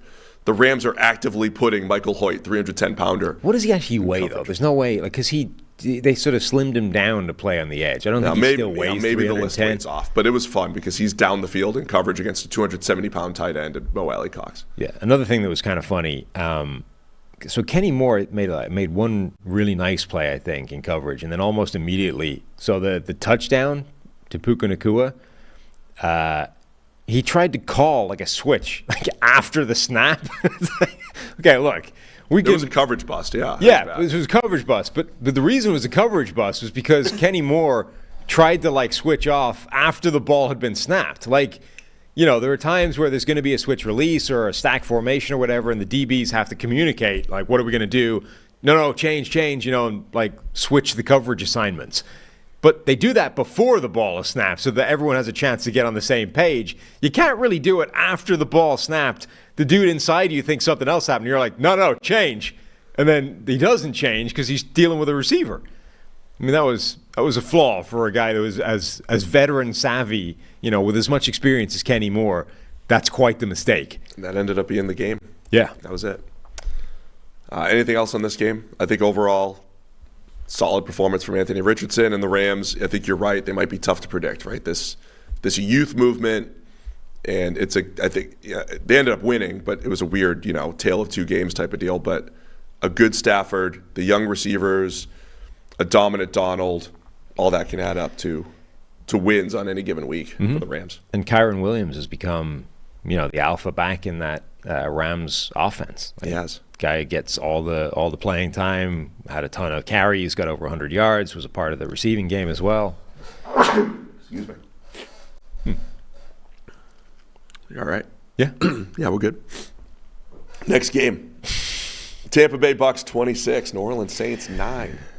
Bucks moved to 3-1. They're headed into their bye as the first place in the NFC South. Saints fall to 2-2. We did all of our pregame analysis talking about Jameis Winston, who came in relief and YOLO'd an interception. Yeah. After the game was over. Right. Derek Carr did get the start despite the AC joint injury. And I don't know how much the injury affected him because he didn't play that much different than he's played this year. It hasn't been great. I mean, he was worse than he was the other 3 weeks. Well, he was bad. The question is how much of it was bad because he was dealing with an injured shoulder versus just he's Derek Carr. Yeah. But it was a back-and-forth game. This game absolutely turned before the half. So Baker Mayfield's going to end up with a really great stat line, 25 of 32 for 246, 3 touchdowns and 1 pick. The pick came just before the half. Bucks are driving. They're up 7-3. Mayfield forces one into coverage, intercepted. It looks like it's going to be 7-3 at the half. The Saints they have the ball at about the 2, run a little fullback dive, and Antoine Winfield comes in, punches the ball out, and the Bucks recover it. So what should have been a 7-3 halftime deficit for the Saints, well, the Bucks make this huge play. Baker Mayfield hits Trey Palmer with a fade. Trey Palmer becoming a contested catch genius now. So it becomes 14-3 at the half and completely changes the game, and the Bucks ended up pulling away in the second half. So that was a huge turning point in the game for Tampa Bay. Yeah, no, it was. Really, they should have given the ball to their true power back, Taysom Hill. If you need a couple of yards off the goal line, you give the ball to Taysom. Let that man make some magic happen. Baker Mayfield is starting to get into this groove where, I wonder how much of his crappy play the last few years has been the dude's confidence has just been blown to hell. You think of all of Baker Mayfield's peak times playing football, and this is not just in the NFL, but dating back to college. He was clearly in that zone, right? Feeling it. The dude had confidence, right? Now maybe he was he had some impressive mental strength as a college quarterback to be a walk-on multiple different places consecutively and still have that confidence, right? That's an impressive level of self-confidence with very little reason behind it at that point in his career, and then goes on to be Heisman Trophy winner and absolute baller and all that kind of thing. And it felt like he carried that into the NFL, and that's where you got that year one rookie Baker Mayfield who still had that kind of swagger about him. And then I think that confidence got dented. The Freddie Kitchens year happened, he started playing well again, and then everything fell apart, he got injured, and then it felt like he never really recovered from that. I don't know if he was sort of broken almost by the Browns effectively pulling their support from him and then, saying, actually, Baker, thanks for all that, but we're going to go in a different direction. That must be pretty damaging as a quarterback, right? To have the team that bought into you and that you sort of fixed, the jersey with the million names and now it's you, for them to basically go, after you gritted through the broken shoulder thing, right? For them to basically just go, yeah, you know what? Actually, we're not going to give you the money. We're going to go get this guy instead.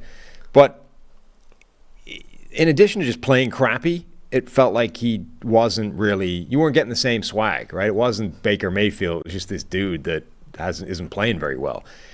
Now, the first few weeks in Tampa Bay, it's been a lot of that offense having answers, right? Like we talked about with PFF Bobby and the Houston Texans. The Bucs are doing a really good job of dialing stuff up, and Baker doesn't have to go through to 2 and 3 and beyond very often. He's just hitting number one, and it's open most of the time. And in particular on third down, the answers are always there. This was the first game where I started to get the impression that Baker was starting to feel more like Baker. And in addition to those answers on third down, now we're starting to get some Baker ad-lib plays in there as well. Which, remember, were a feature of early Mayfield. and then it almost became a problem that he was trying to do that too much, and they were going badly when he did. I don't know. I'm just starting to get this impression that for the very first time, Baker is sort of adding to this combination rather than just taking advantage of being in a really good, not a really good situation, but in an offense, it's actually helping him out. Yeah, that was why every time, he went good year, bad year, good year, bad year. And then we said, hey, Browns, you gotta pick up, you gotta see what he has in his 5th year. Right. Because you don't know when it's gonna come by. And then Panthers, of course, like a buy low on Baker Mayfield makes sense. And the Rams, of course, a buy low on Baker Mayfield makes sense. And it worked for like a game. So that was where we kept encouraging teams to like take the shot because you don't know. And it was 3 different teams, including the Browns, where you didn't get it out of them. And you are seeing that now. I mean, he had the first touchdown, he runs around and finds Cade Otton in the end zone. The last touchdown to seal it was the same thing, right? He's running around and finds Devin Tompkins to, for the however long the touchdown was, diving back out of the end zone. You are seeing some of those ad-lib plays. He's also scrambling with a purpose. He has a few first downs with his legs now. The other interesting thing about this game was always, we mentioned the Marshawn Lattimore-Mike Evans matchup before Mike Evans got hurt, and that's a big story because this offense had very much been Mike Evans. You got a little bit from Chris Godwin, you got a little bit from the other guys, but it was Evans as the go-to guy. And they went to him early. First pass, they go right to Evans. It was like they said, we are not letting Marshawn Lattimore get in your head this game. And Evans finished with 3 catches for 40 yards before he got hurt. That was like his best stat line against the Saints in years. But they went to Evans, and there was a defensive pass interference in there. Like Evans was getting the best of Lattimore early on. And the defensive pass interference was Lattimore literally tackling him. Yeah. Like got beat off the line. Okay, it's you got beat off the line in a kind of way where if you want to look for a flag, you'd be like, well, that's obviously illegal by Mike Evans. Having said that, it's a Mike Evans-Lattimore matchup, right? That is not getting called. But what will be called is when you're beat and going face first into the turf, literally just rugby tackling the dude's ankles and be like, nah, you're not making a play. So that was the pass interference. But yeah, that's always a fun battle. And like the Baker Mayfield thing, like who knows how fragile that is? Like they're playing the Lions next, right? It could easily evaporate in one game. But I think it is significant that this Baker Mayfield combination with the offense, I think, is starting to become more valuable than it was at the start when it was essentially one partner doing the heavy lifting. By that I mean the scheme, and Baker Mayfield is taking advantage of it, just riding that wave. Now I think Baker is contributing to the success on top of what's already being manufactured by the offensive scheme. And that's where you get some real potential there because you do still have a really good set of receivers. Mike Evans with a hamstring, that's a potential problem for a while. Like this is, we talked before in the boo-boo breakdown, hamstrings are a pain in the ass thing to have. They can linger. We've talked about him here too on the main show. That too. Yeah. But Chris Godwin is still really good. Trey Palmer was the next guy up. He played a ton of snaps in this offense, and okay, he only got a couple of targets, but made a nice contested play. He's a big part. Like this can be good. Yeah, Devin Tompkins is a good player. Godwin stepped up. He made some big plays in this one for the Bucs. Couple other things to highlight. Last year, the Saints pass rush disappeared at times. It did again in this game. Credit the Bucs, pass protection. Also, Luke Goedeke. Remember last year he played guard. He was a second-round pick. He was overwhelmed at guard. He goes back to his college position, right tackle. He's been very good to start the season. Was very good in pass protection. In this one, that was the opposite of what Saints-Bucs games had looked like these last few years. So the Bucs win the battle up front against the Saints, who had really gotten the better of them the last few seasons. And then the Carr thing, I mean, he's off to a rough start grade-wise. Mm-hmm. Last year was the lowest grade he had since his rookie season. I know he's got this injury, but I don't know, man. It's not a great start for the Carr era, even though I keep waiting for this Bucs offense Saints offense to explode. We're starting to see the opposite. It's getting worse. Yeah, Jameis coming in, going one play YOLO interception doesn't help the argument, but that doesn't matter. It feels like Jameis was a better option to start this game than an injured Derek Carr. And I don't think that's hindsight. I think that was reasonably obvious going into it. Alvin Kamara made his return for the Saints as well. A couple nice runs in there, but he finishes with 13 catches for 33 yards. It's probably time to give the Bucs credit for the Tristan Wirfs thing. They moved him from right tackle, where he'd been arguably the best right tackle in the NFL since he came into the league, really, to the left side. And he's been, if anything, better at the left side, where he played in college on the left side, right? At least the end of his career. He flipped a few times in college, so he at least had some experience there. I thought doing it in year 3 or 4 here it's pushing was risky, but he turned out great. We're 4 games into the season now, and he's given up 2 pressures. Yeah. That's pretty good. He's been out of his mind.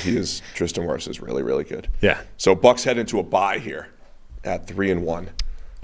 Last player to mention, Antoine Winfield had another absurd game where he had the play you mentioned, forcing the fumble. He also had a pass breakup on a Chris Olave, what was actually a well-thrown pass by Derek Carr, and was going to land in the bucket.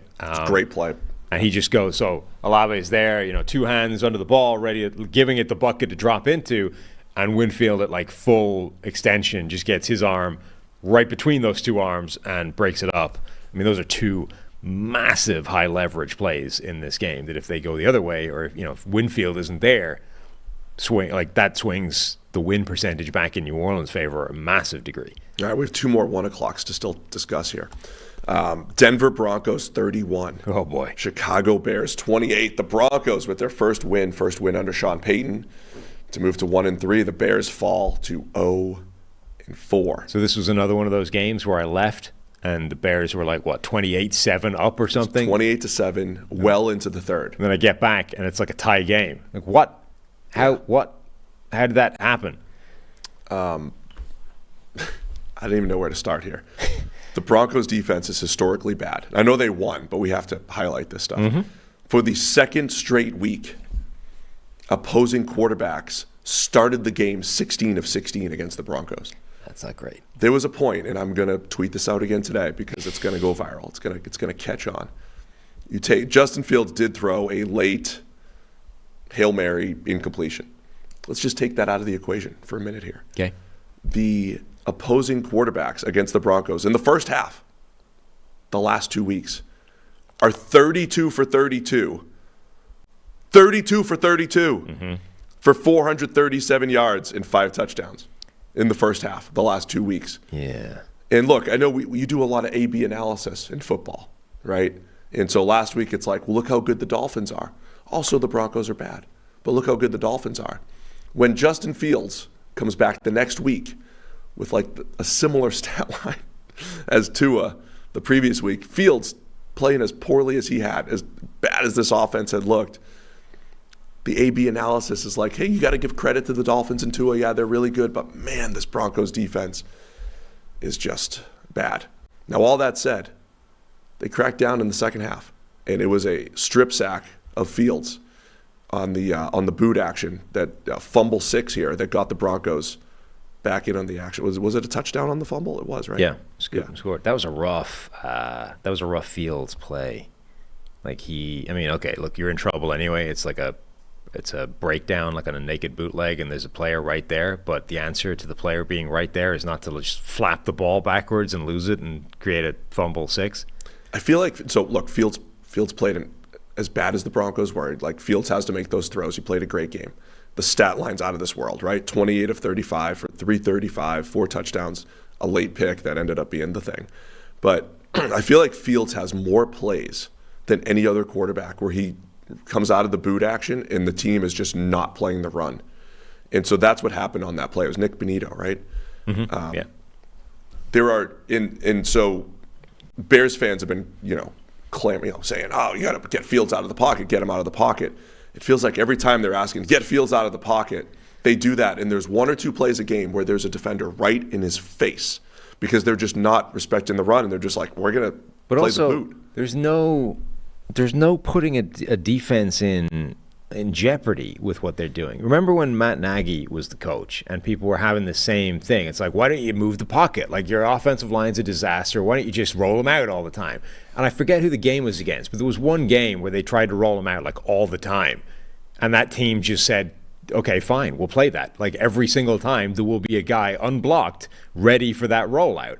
And it was a complete and total train wreck. Like, there has to be some sort of jeopardy with what you're doing. Like, you can't just give like your option game for the run game, your designed runs for Justin Fields can't just be a read option right up the middle because they're going to make you give the ball every single time. They're just going to play the quarterback and make him hand it off up the middle and defend that. Like, we've developed in sophistication a little bit in the last few years. So you need to stress defenses more than simply going, look, it's a rollout, fooled you.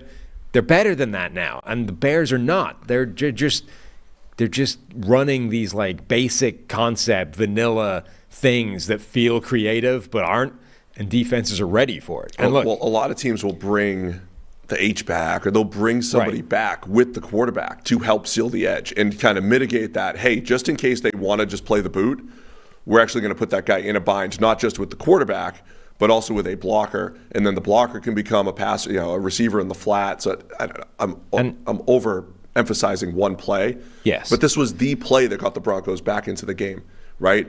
A naked boot where the quarterback comes out naked, no blocker, no receiver, and you're just trusting that the defense is going to get fooled. If they don't get fooled, Fields has a guy in his face. Now, he didn't make a great play to try to throw it, and it's a fumble, but that's what turned the game. Yeah, and I recognize that, this is quite negative coming off a game where they were, 28-7 up or whatever it was, and we're stomping this Denver defense. Having said that, number one, the Denver defense might be a joke at this point.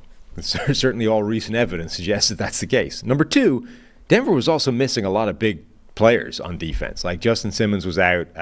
They were missing, I think, a key defender at every level. Simmons was out. Josie Jewell was out. Yeah, the linebackers just had no. Frank Clark was out. Like, they were missing almost all significant players in this defense were out for Denver. So that's part of it, in addition to it being not very good. Then Fields has this play, that flap to lose the ball and create a turnover. That's arguably the difference between the two teams.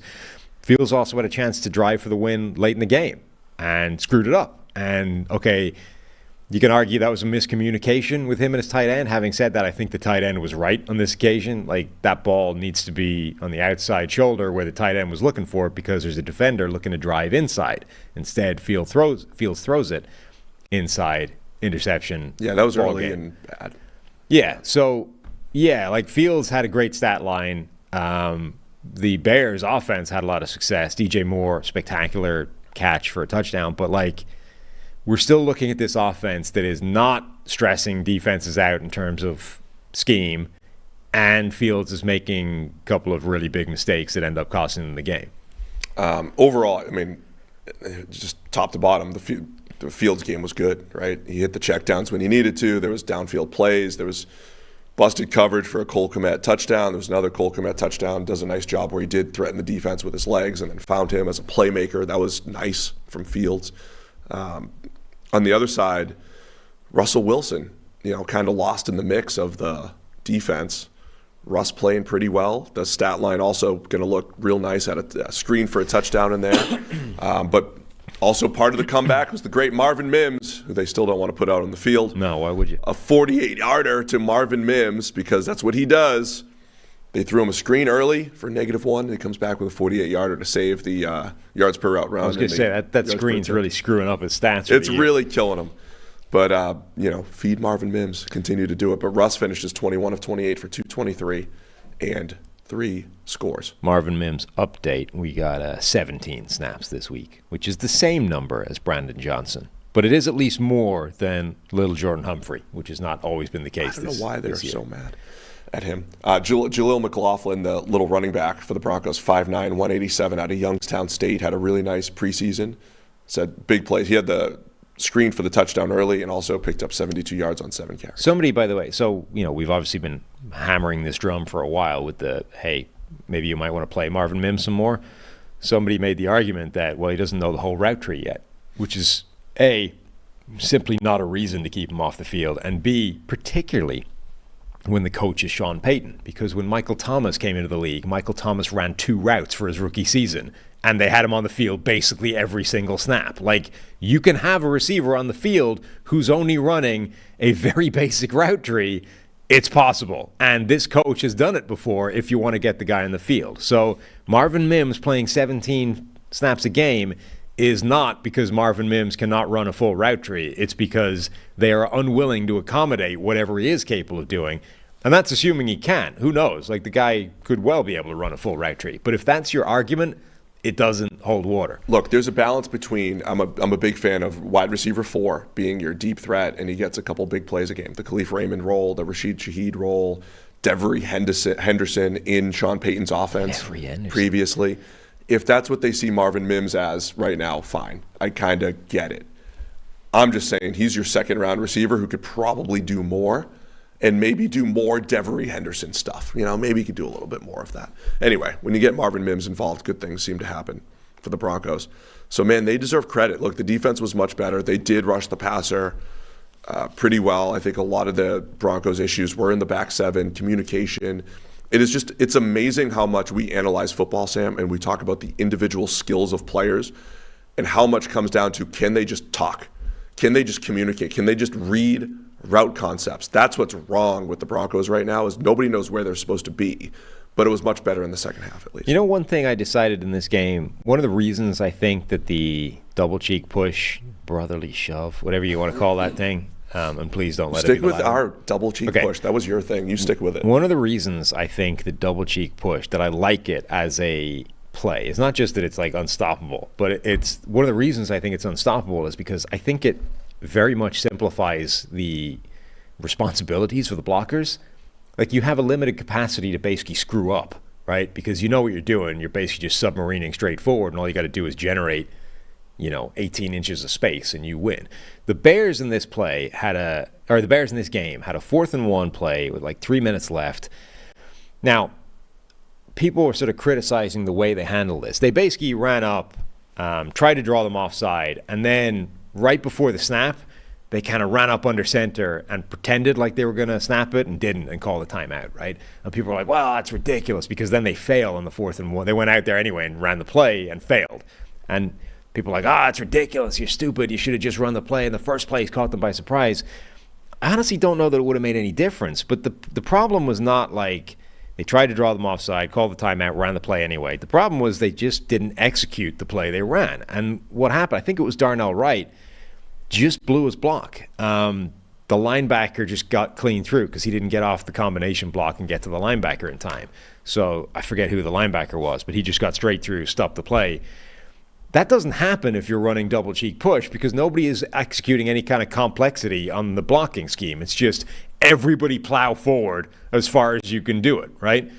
I honestly think that's a big part of its success. Less can go wrong. Yeah, when it's 3rd or 4th and 1, like, the defense is only really playing one thing.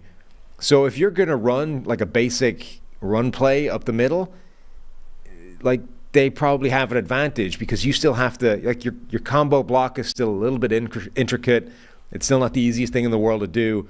Whereas a linebacker is just launching himself through the gap and trying to stuff the play up.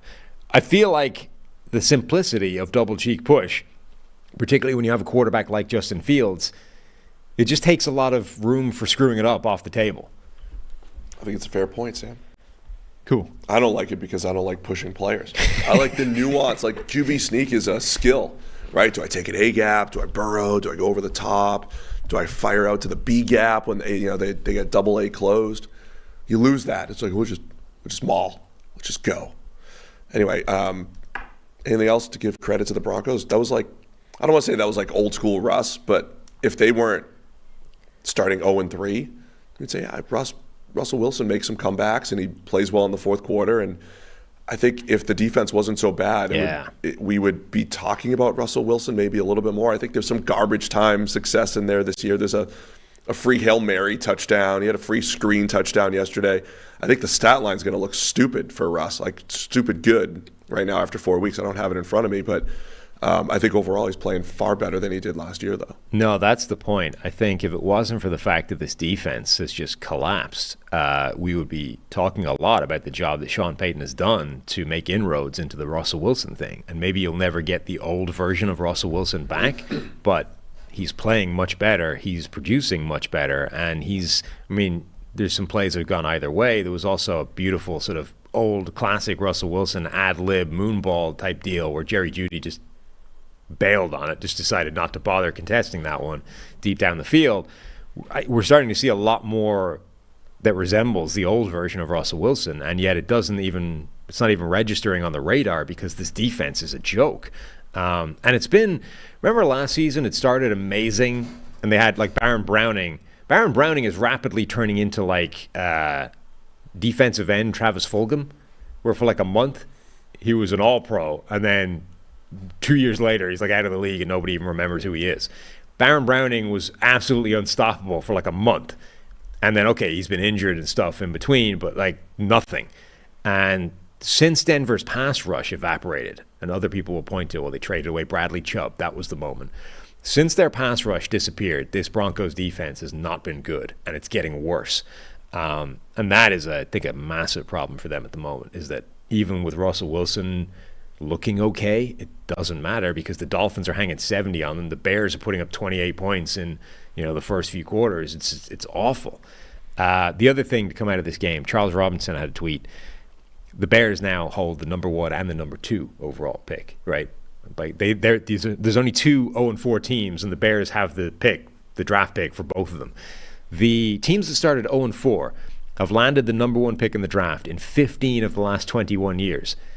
And the Bears own both of those current picks as things stand. I haven't run the math as to what that does, 15 of 21 if you're now 2 instead of 1, but it seems like a pretty good chance they're going to be picking number 1 overall. Well, the other 0-4 team is the Carolina Panthers. There it is, yeah. How about that? Minnesota Vikings beat the Panthers yesterday, 21-13. Vikings get their first win, and now they're 1-3 on the season and 1-3 in one-score games. Yeah, this year. Their first win in one-score games here. After going 11-0 last year, Vikings get the win. It was Panthers were in control. They were winning. It was 13. It was 13. Let's not get crazy here. 13-7 until 4:09 in the third. Bryce Young, I was just in my head like, hey, Bryce Young's doing a pretty good job. He's handling the pressure and all that, and he gets strip sacked by Harrison Smith. DJ Wadham brings it back for a 51-yard touchdown. Yeah. And that was the game winner for the Vikings. They tacked on another touchdown to go up by 8. Right. So I think, yes, they were winning. Things had gone their way up until that point in the game. They had a Kirk Cousins pick 6. I forget who was the play. Did you see? So Kirk Cousins pick 6 being returned all the way. Cousins is the only guy that can make the stop, right? So Cousins is like making a beeline basically for his own pylon because he knows he's Kirk Cousins and he's running against a DB. He took the right angle. Yes. I was very impressed. The right angle was to like head immediately for your own pylon. Yeah. Right? Like the guy had the ball at the 2, and most people are going to run to like their own 30. Right. And Cousins is like, no, I'm going to the 10, yes, my own 10. He's looking to make a tackle like his own 5-yard line immediately. It's actually quite impressive sort of piece of geometry in his own head. On-the-spot geometry from Kirk was beautiful. Whoever it was, I should find the guy's number, or the guy's name. There was a Carolina defender who, like, from his own 20-yard line, realized he had a chance to annihilate Kirk Cousins. Like, that far out. And he went, like, that dude broke Usain Bolt's 100-meter record to get in front of everybody so that he could annihilate Kirk Cousins on a hit. And he saw it coming, like, from a mile away. Amazing play. Anyway, pick 6. They also had, safety Josh Metellus had back-to-back really good plays in coverage in the red zone. One of them got negated by a holding penalty. So Carolina was kind of getting the break. The Vikings also, we talked about what their game plan was going to be in terms of blitzing going into this game. And remember, they had blitzed like the ever-living crap out of everybody going in because they had no pass rush. I don't know if it was because Marcus Davenport was playing, but they really dialed back the blitz against Bryce Young's in the first half. And it wasn't really working. Bryce Young actually had a lot more time and was comfortable in the pocket and was looking reasonably good. But then the second half, they ramped it back up again. They had double the number of blitz plays in the second half than the first half.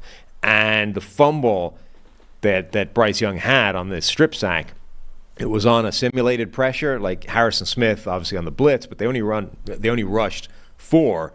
Like, they were getting much more creative and aggressive in the second half. And that worked. Oh, yeah. I thought you had I something else. Thought I was going to go. I thought I was going to continue that, and then I thought, you know what? That's the point I was making. The end. They blitzed more, and it worked. You just end in the middle of a sentence. Yeah. I do wonder how much the Marcus Davenport thing was there, right? They spent, $13 million or whatever for the 1 year of Marcus Davenport to be their pass rusher opposite Donnell Hunter. Were they blitzing like crazy because he's been hurt? I thought they would blitz like crazy because they're facing Bryce Young. On Thursday, we'll talk about how they're facing Mahomes, and we'll see what they try to do there with the Chiefs. But I thought Bryce Young was handling it pretty well until he didn't. I guess until but the definitely pressure did come back. This was the best Bryce Young game. Yeah. Well, it's because, 3. like I said, they didn't blitz him at all, really, early on, and he handled that very well. And then when they started to get more aggressive, and not just aggressive by, increasing the number of bodies rushing on any given play, but mixing it up with those simulated pressures and creepers and that kind of thing, right? Like that strip sack came on a simulated pressure. They only rushed 4 players on that play, but one of them was a safety, and that confused. They blitzed him late as well for the fourth down. Yeah, the fourth down sack. Another blitz. Well, there was basically ends the game. So the Panthers have the ball under 2 minutes. It's 2nd and 9, or 2nd and goal from the 9, I believe it was.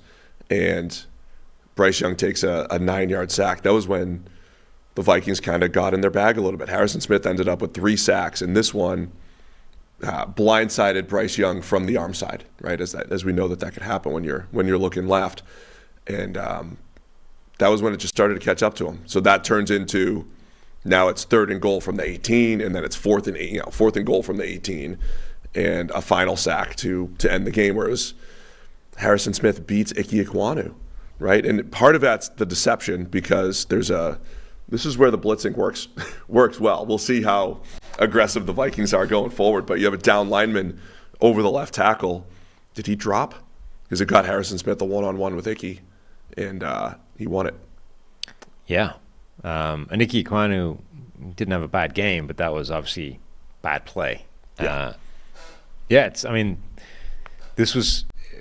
was interesting in terms of Minnesota's defensive scheme because it's been it's not that it hasn't been complex the first few weeks, but it's been basic in terms of we're going to be blitzing a lot, and that's it. And if you can find the gaps in that, go nuts. But this was much more of we're going to start off not really doing that at all, and then later in the game, we're going to mix it up an awful lot more, and that's when it started to cause problems for Bryce Young. And all that said, the Panthers scored 6 points offensively. They had the pick 6. That was also, Cousins hit Jefferson on a touchdown that got negated, and then comes back and throws that terrible pick 6. The Vikings have a ridiculous number of red zone turnovers so far this year. And fumbles. Only 4 weeks in. And what? Fumbles. And fumbles. They all seem to be in the red zone as well. So not the cleanest game for Cousins, but he certainly bounced back after that. And look, Vikings are just a better team at this point. I don't think the Vikings were ever as bad as an 0-3 team. I thought the Panthers, could be. And it's going to be interesting because we didn't mind them trading up to get Bryce Young, and I don't think the book's written on him yet. But if the Panthers are missing pick 2, 3, or 4 next year, it's going to look rough. I think you're seeing how problematic it can be to get that guy if you don't already have the number 1 pick. Like Carolina were picking 9, right? And I think they made the correct decision, which is, look, we're picking 9. We desperately need a quarterback. Let's go and be aggressive and go get the guy we want. But it costs them so much to do it that now the guy you pick just doesn't have a platform. He doesn't have a hope. So you've got this offensive line that's pretty rough, and you've got no receivers to throw to. And sure, a 15-year grizzled veteran like Andy Dalton can come in there and just through 15 years of experience be able to make some of that work to a reasonable degree. But a rookie quarterback can't really do that. So really, I don't think you can criticize them for recognizing the need, going after their guy. But I think what you do need to start asking is if you're picking 9 or somewhere like that, are you so far away from number 1 that you're better off targeting 4? Would the Panthers have been better off trading to 4 and getting the 3rd quarterback on the board who looks okay than they were trading everything away to go get number 1 because now they're just so devoid of talent around him that he has no shot at success at the moment. Yeah, might be Might be quite the off-season discussion for the Panthers. We got to move on. 3 more 4 o'clock games and then Sunday Night Football. All right, Los Angeles Chargers 24. Las Vegas Raiders 17. Another game where we did not know if Jimmy Garoppolo was going to get the start for the Raiders, but it was Aiden O'Connell, 4th-round rookie, who lit it up in the preseason. He got the start for the Raiders, but the Raiders fall to 1-3 here. Chargers move to 2-2. Now, first of all, I want to say I'm glad that Aiden O'Connell started and we did not have to sit through a Brian Hoyer game, even though it probably didn't help. It turns out Brian Hoyer probably would have given them a better shot of winning this game. No, I still want to see Aiden O'Connell play before Brian Hoyer. Maybe. O'Connell, I mean, DTR was impressive in the preseason. Like, O'Connell didn't miss in the preseason. He was out of his mind. This was a weird game. So, I mean, obviously very weird game. He didn't play well. Let's put that out there right away. His grade is going to be on the crappy end of the spectrum. And there's some pretty rough plays in there as well. Having said that, I think his biggest flaw was actually the sort of Sam Howell type pocket presence and inviting of the sacks rather than outright. Because, like, the notable thing about his preseason performance relative to his college play is that he basically didn't have any glaring mistakes in preseason, right? Whereas his college tape is littered with them. And it's like, dude, who is this guy? This is not the same player making the big-time throws. And that didn't happen in the preseason. Now, there was a couple of them in this game, but honestly, it was less of that and more he was just too slow. And, you know, preseason, you have that time, and in the regular season, you don't necessarily. And the Chargers, like, pass rush got to him in a way that just wasn't a factor in the preseason. There was a lot happening in this game. First off, Khalil Mack is back. I have been on Khalil Mack watch over the last few weeks here. What's wrong with Khalil Mack? He had 6 sacks, right? Yeah. I don't care how many times we tell you that sacks are overrated. If you have 6, you're probably going to have a good grade. Doesn't mean that every play. I mean, it was, you need Aiden O'Connell to hold the ball to have 6 sacks, though. But, like, Khalil Mack was actually winning rushes and far more effective than he had been. But, yeah, there was so many plays where O'Connell's just sitting there and patting the ball. Mack ends up with 2 strip sacks. But even, like, Mack's last sack, he spent, like, a good second and a half bumping Josh Jacobs coming out of the backfield. And then he just came in unblocked and jumped on Aiden O'Connell for the sack. Like, that's a protection error. Or just, quarterback doesn't know, hey, we got to throw. We got an empty. I mean, we have a free rusher here. So, yeah, part of it's you're facing the rookie quarterback, but, yeah, Khalil Mack, much better than he'd been at any point this season. Yeah, and without Joey Bosa playing as well, so they needed him to show up because they potentially didn't have. Then they got Jerry Tillery thrown out of the game with one of the dumbest penalties that we talked about Quay Walker I was surprised he got thrown out, though. I think they just decided that was so piss-taking really and stupid late. that you have to get, like, that's so dumb. You're out. It was a very late hit on Justin Herbert, former teammate Justin Herbert, by Jerry Tillery. Yeah. It wasn't a dirty hit in the sense of, like, how he hit him. It was a hard hit. It was dirty because it was but 3 well yards. Out of bounds. It was dirty because it was late. I'm just saying it wasn't like a helmet-to-helmet or anything like that. But I was surprised he got thrown out. I honestly think they just decided that was so egregiously stupid that you have to get ejected for that. Like, it was, the flagrant foul in basketball. Like, that was flagrant foul late hit. Like, Max Crosby is trailing that play from behind because Herbert, by the way, juked him out of his shoes one-on-one on the edge. Crosby is kind of chasing that down, just as you do, trailing 5 yards. Watches Tillery blast him like 2 yards out of bounds and, like, throws his hands up like, what the hell is he even doing? That's ridiculous. Yeah. This was couple things here, by the way. The other thing was when Herbert threw the interception, they attacked him. I saw Mike Golick Jr. be like, that was like early 2000s headhunting by the defense. They went after Herbert. Did he dislocate his finger? Is that what ended up? Something nasty. Because he had the splint or something. That finger looked bad. It looked really bad, but they were going after Herbert on that interception. He's also if the finger, like, they had this hand held together by what looked like, tape and staples or whatever, and he's out there, like, taking sacks with that. Like, can somebody knock him up a quick cast or something? Like, dude, that does not look a safe dynamic to be taking a sack from Khalil Mack, or not Khalil Mack, a sack from Max Crosby with your hand like barely held together by whatever like tape job that is. Yeah, I don't know. I'm not tough enough to play quarterback. I know that. Okay. They might be. It's impressive. This was like a college Justin Herbert game where he had a few turnover-worthy plays in there. He had one of those 3rd and 10 arm punts type of throws that finally I get to my example why I don't like those, because the free safety doesn't always just fall down when he catches it. There was a huge return for the Raiders that almost brought the Raiders back into the game. I don't like the arm punt on 3rd and 10 because a lot of times it works as a punt, but other times it doesn't. He could have had an interception earlier in the game to Merrick as well. In the end zone. Yeah. Tried to throw an interception essentially in the end zone, only the guy that he threw it at has a cast on his left hand, so couldn't quite bring them together and come down with the ball. So it was a rare game for Herbert, who put the ball in harm's way a few times. And then it was a week after they dropped back 50 times, 47 times, whatever it was against the Vikings. They went a little bit more run-heavy attack, but Herbert won this game a lot with his legs. He had a scramble for a touchdown, had a nice QB sneak, had that a couple nice scrambles in there. Like, people forget in college, he was a little erratic with his accuracy.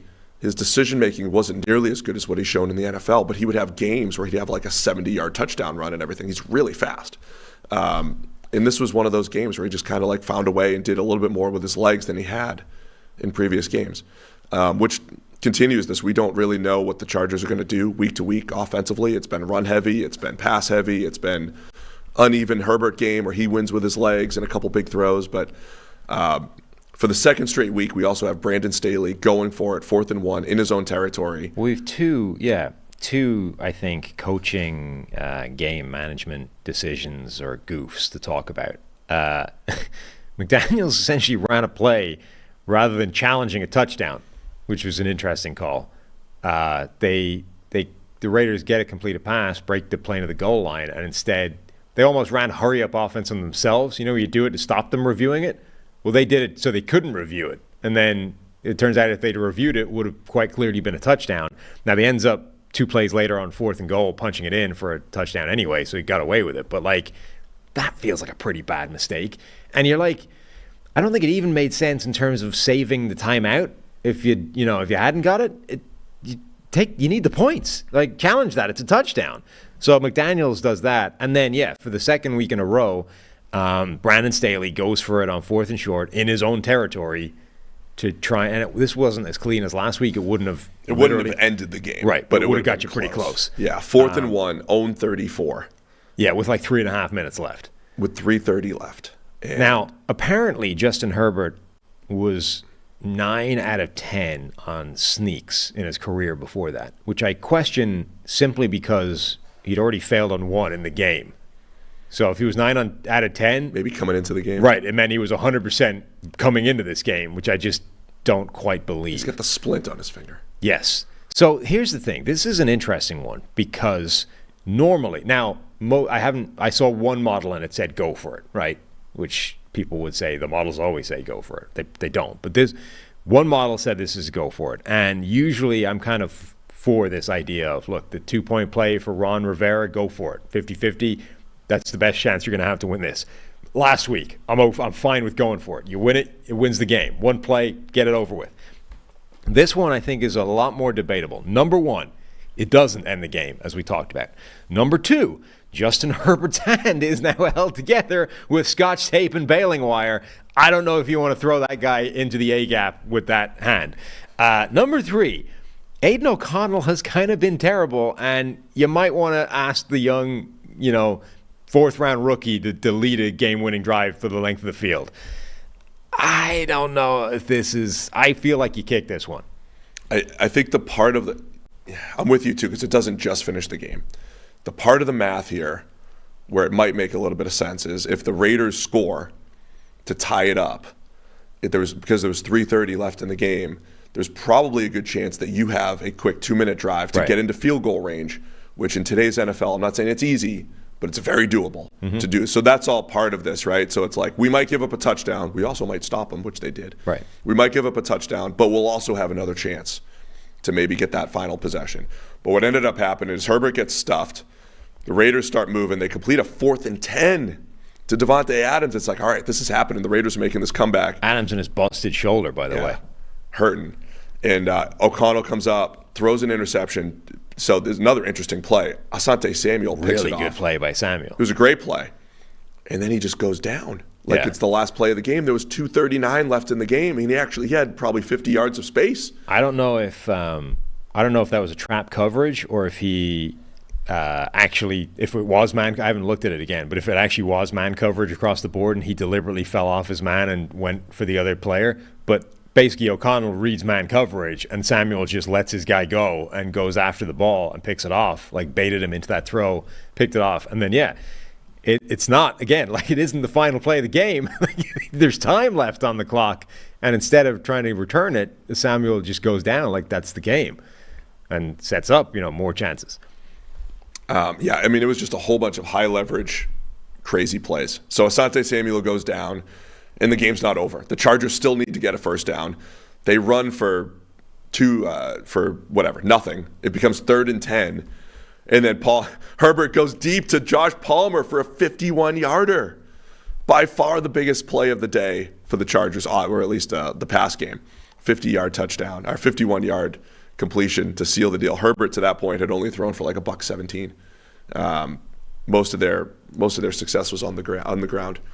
By the way, where they used Darius Davis, the receiver, as a runner, as a 51-yarder to kick things off. So Chargers get the win and seal it in dramatic fashion with the 51-yarder. Tyree Wilson, watch, by the way, looks like he got his first win as a pass rusher. We got one in there. So just keep that up. Ideally, they'd want more than one, I think. Probably. But still, one is better than 0. It's better than 0. All right, San Francisco 49ers 35, Arizona Cardinals 16. I don't have a ton to say on this, but the Niners dominated. Brock Purdy goes 20 for 21 for 283 and a touchdown. Yeah. They did dominate. However, Arizona made that a lot closer than I think it looked on the scoreboard. Like, I know. They needed to keep it within 2 touchdowns because we both picked them to do that. But the 49ers get out to like a 14-0 start, and you're like, oh, well, that's that. Game over. Like they're going to do to the Cardinals what they've been doing to other teams. They're just going to stomp them. Arizona pulled it back. Like they got that very close, and it's only 2 late fourth quarter touchdowns that made the game get out of control. But Arizona, they are not a bad team. They are going to fight, and they're going to drag you back into a game. And even if you are having that kind of success on offense, they did pretty well. Michael Wilson is starting to look like a real player for them. What did he go in the 3rd round? Wide receiver from Stanford. Beautiful catch on that touchdown, first touchdown. A couple of really nice catches for them. They ran a fake punt without a punter, which seems unusual to me. I mean, in this world of hey, his knuckles have turned white, it's a run play. That's the kind of level defenses are going to pick up a tell on the offense. It feels like not having a punter on the field for the fake punt is quite a large tell that it's not a punt. Bit of a giveaway. Yeah. Man, I'm also just impressed with Josh Dobbs.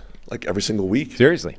He's just he's got a backup job. Again, he's Jacoby Brissett level, I think, for me, where he's a good backup that should be a backup until he loses it. Right? Well, it's also, because he can go out there and win some games for you and keep it competitive. If he did have a better roster and he went out, he also gives them. He'd improve some of the other teams around the league the way he's playing right now. He gives them the flexibility, I think, to not have to. The Kyler Murray timeline can be whatever the Kyler Murray timeline is. You're fine with Josh Dobbs for a while. You might be losing all these games, but to be honest, number one, that's good because, it's really about the draft. But number two, you're not losing in embarrassing fashion. Every one of these games, Josh Dobbs is able to turn into a fight so that you can kind of feel good enough about it, moral victories and all that, so that, the morale doesn't disappear, which is the real risk of just being a terrible team and getting waxed every week. They are scrappy and they're fighting, and even against, one of the best teams in the NFL, they're not just making it tough, but they're making it tough even in ugly situations. A lot of teams down 14-0 against San Francisco would have just capitulated and raised the white flag and moved on to next week. Arizona pegged them back, and then only late on did it get away from them. I just want to credit Christian McCaffrey and how awesome he is. He is great. I'm also thankful that the swing screen to him was called a lateral. Okay. So that Brock Purdy did not need the extra stat boost here. Well, Brock Purdy completed a deep pass, so he got his own yardage. He did. This may have been the best Brock Purdy game that we've seen. He had a weird one to Ayuk where there was two defenders there, and he just like underthrew it to a spot. That was a deep pass. Yeah. I think he actually completed the deep pass simply because it was so badly underthrown that it actually ended up like repositioning the ball and his receiver to the right spot. I think he tried to split two safeties and just didn't get the ball anywhere near where it should have been, and therefore, because it was so underthrown, like the receiver has the advantage because he tends to react first to that. But it's a completed deep ball, which is not something that Brock Purdy has a ton of in the NFL. There were a couple other big-time throws in there, though, so he did a nice job. Nice little back shoulder. Brandon Ayuk with another huge game. Just to wrap it up for me, with the McCaffrey thing, I like, again, that the Niners don't necessarily run the entire offense through McCaffrey. There's a couple schemed plays in there, but it's he becomes an elite check down option, right? There's some scheme plays in there, but he's an elite check down option. All 7 of McCaffrey's catches went for first downs. All the while, look, you don't get the ball to George Kittle or Deebo Samuel in this game, in the pass game, but you're getting Brandon Ayuk with those deep passes, and McCaffrey just becomes the best fail-safe, just check down, last option. And that's what makes the Niners so difficult to stop. Because, again, a couple weeks ago, 2 weeks in a row, it was Deebo Samuel. Now it's nothing. No Deebo. But you got to deal with McCaffrey and Ayuk. They are doing I don't know what the stats are going to look like at the end of the year. And, like, none of these guys are going to look elite statistically. But they're the most difficult offense to defend in the league because of all those options. Let me ask you a question, since this is a short show at the moment. Let's just keep going. We have 2 more games to Is Dennis the Barbarian Gardeck an example of, what the law of attraction is? Manifestation, this idea of if you speak it into existence, if you think it hard enough, you can make it happen? Sure. Do you know when he was drafted? Undrafted. Okay. Do you know when he entered the league? No, tell me. 2018. So as an undrafted free agent out of Sioux Falls in 2018, who had spent the majority of his career as just like a special teams guy, and then all of a sudden it's like, you know what? I'm going to be nicknamed the Barbarian, because a guy nicknamed the Barbarian can't help but be a great defender, sack artist. Like, that's how you become a superstar. You think he just made his own nickname? Where did you hear about his nickname? Adam Schefter. Right? And where did that come from? Probably his agent. There you go. Right? I.e., he created his own nickname. Dennis the Barbarian Gardeck has created his own destiny, which is different from what he was actually destined to do, which is this like journeyman special teamer. Dennis the Barbarian said, to hell with that. Dennis Gardeck is a journeyman special teamer who's going to hang around the league for 12 years and go home with a paycheck of like $1 million, right? The Barbarian is a guy who's going to get 10 sacks in a season and get the bag. And I'm doing that. Agent, whatever, put out the word. Put out the word that we back. Put out the word that the Barbarian is a thing. He's re-signed, and he's going after sacks this year. I like it. Yeah? He's got over 1,690 special team snaps in his career. That's what I'm saying. And now he's a 1 sack per game guy. He's also got 11 sacks in his career, and 5 of them, or 4 this year. 4 of them, have come this year. So 12 sacks in his career, and 4 of them have come this year. I'm glad you took the time to do that. I just feel, he's an example. He's the strongest example I found yet of the law of attraction being a thing. He's probably been named the Barbarian since like high school, though. No.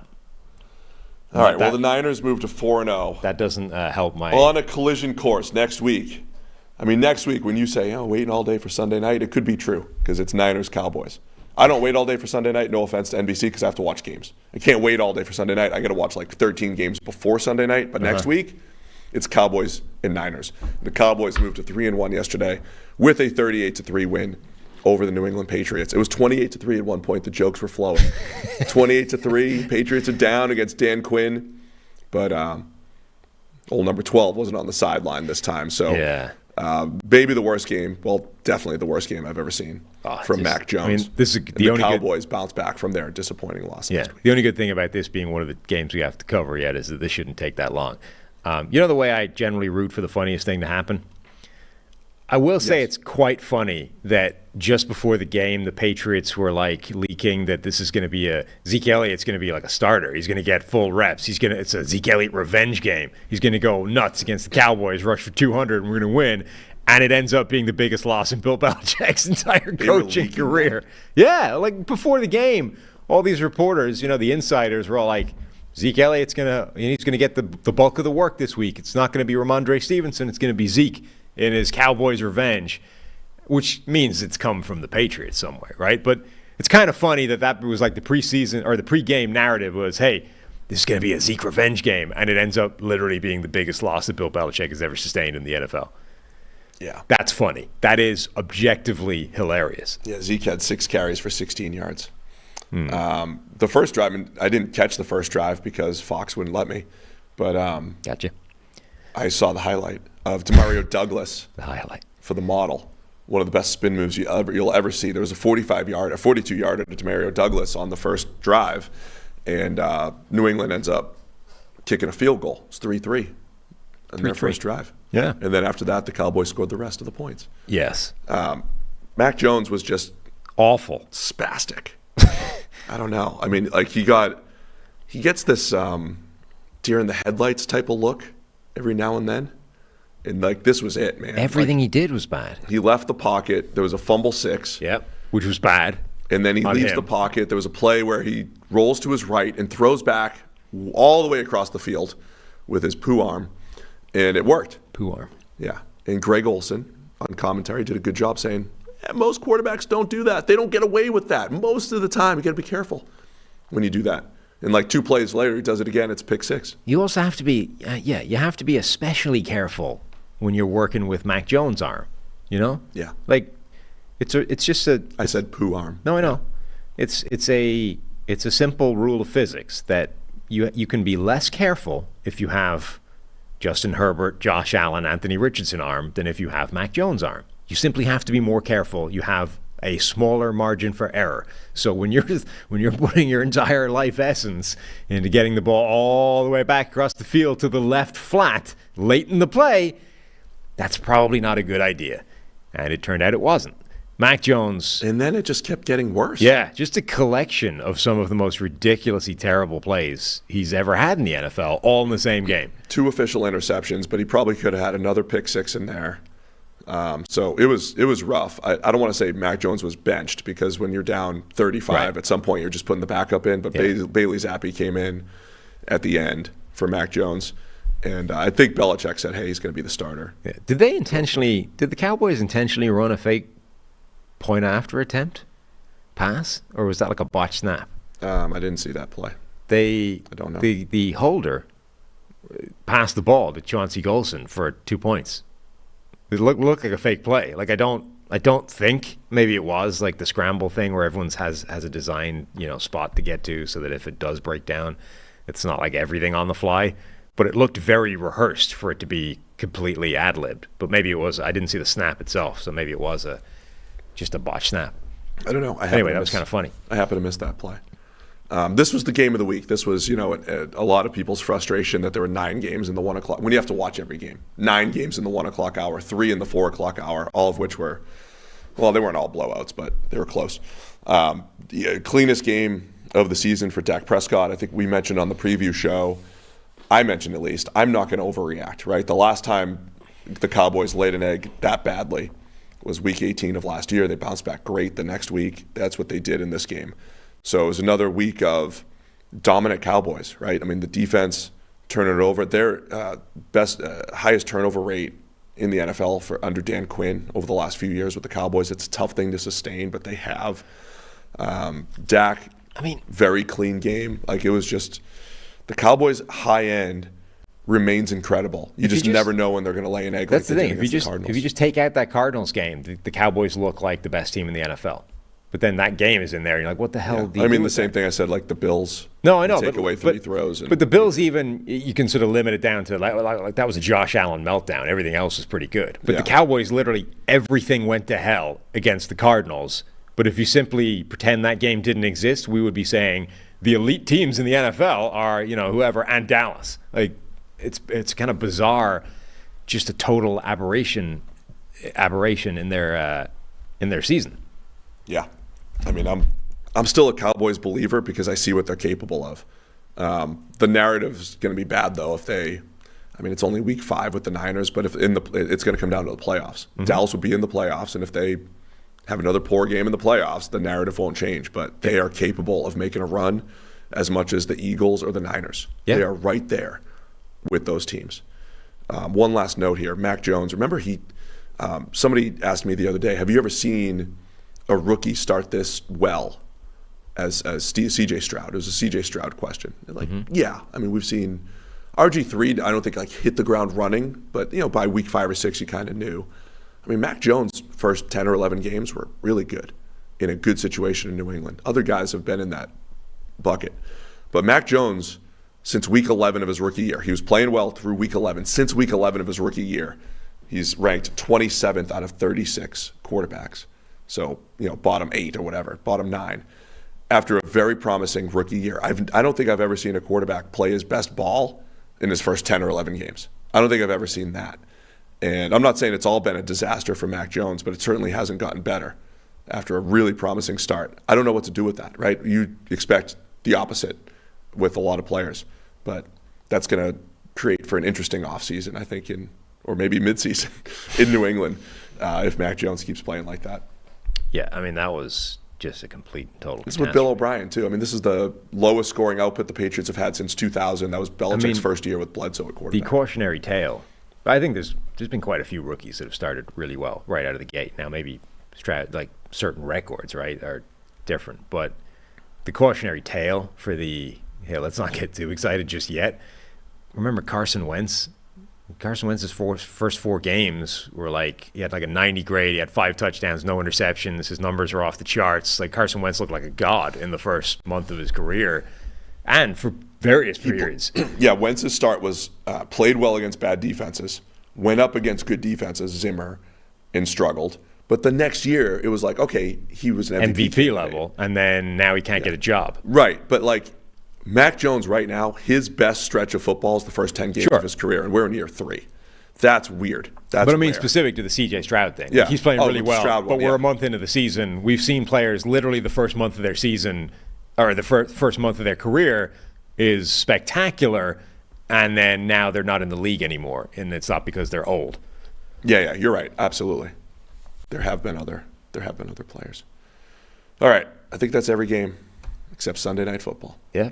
Kansas City Chiefs 23, New York Jets 20. This was not the expected result, especially since the Chiefs got up 17-0. NBC had all the Taylor Swift songs and stories. They were all spooled up, ready to go. It's all right, we knew this was going to be a 3-touchdown game. Couldn't get to any of it. Didn't get to any of it because Zach Wilson grew up before our eyes. Grew up. What a weird game. It was a very weird game. Chiefs get the win, 23-20. So Chiefs get up 17-0, and it looked like, all right, same old deal. Yeah. Right? Mahomes and the Chiefs, they're unstoppable. Isaiah Pacheco with a 48-yard touchdown. Was it 48 right off the bat? Well, kind of run that people don't 48-yard touchdown where nobody was in the area.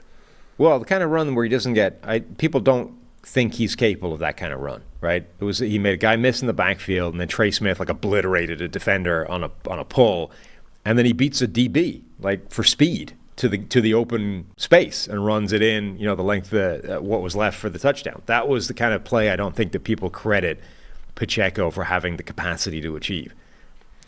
Yeah, so it looked like, the way Kansas City moved the ball, there was also a 33-yarder to Pacheco as a check down where he was wide open. The Jets had 2 defensive penalties on the play, and Pacheco still picked up 33 with nobody near him. It looked like the Jets couldn't stop anything. Yeah. And then they started to stop things. And Patrick Mahomes started throwing the ball to the Jets. Yeah. This was so weird because, so you're sort of the narrative going into the game, right? You're like, if the Jets have any shot whatsoever of winning this game, their defense is going to need to score points, right? Because the offense won't. And the defense, finally gets some points. They get a safety was a face mask or an illegal hands to the face call. That's what started it. Yeah, in the end zone, right? And it's great. We're on the board. The defense scored. But at that point, it's already 17-0. You're like, that's probably not enough.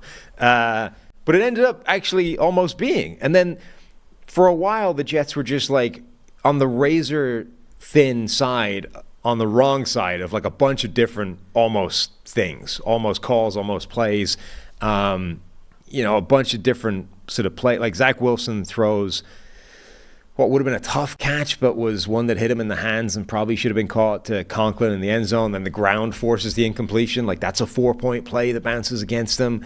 They had another kind of incompletion that's just off.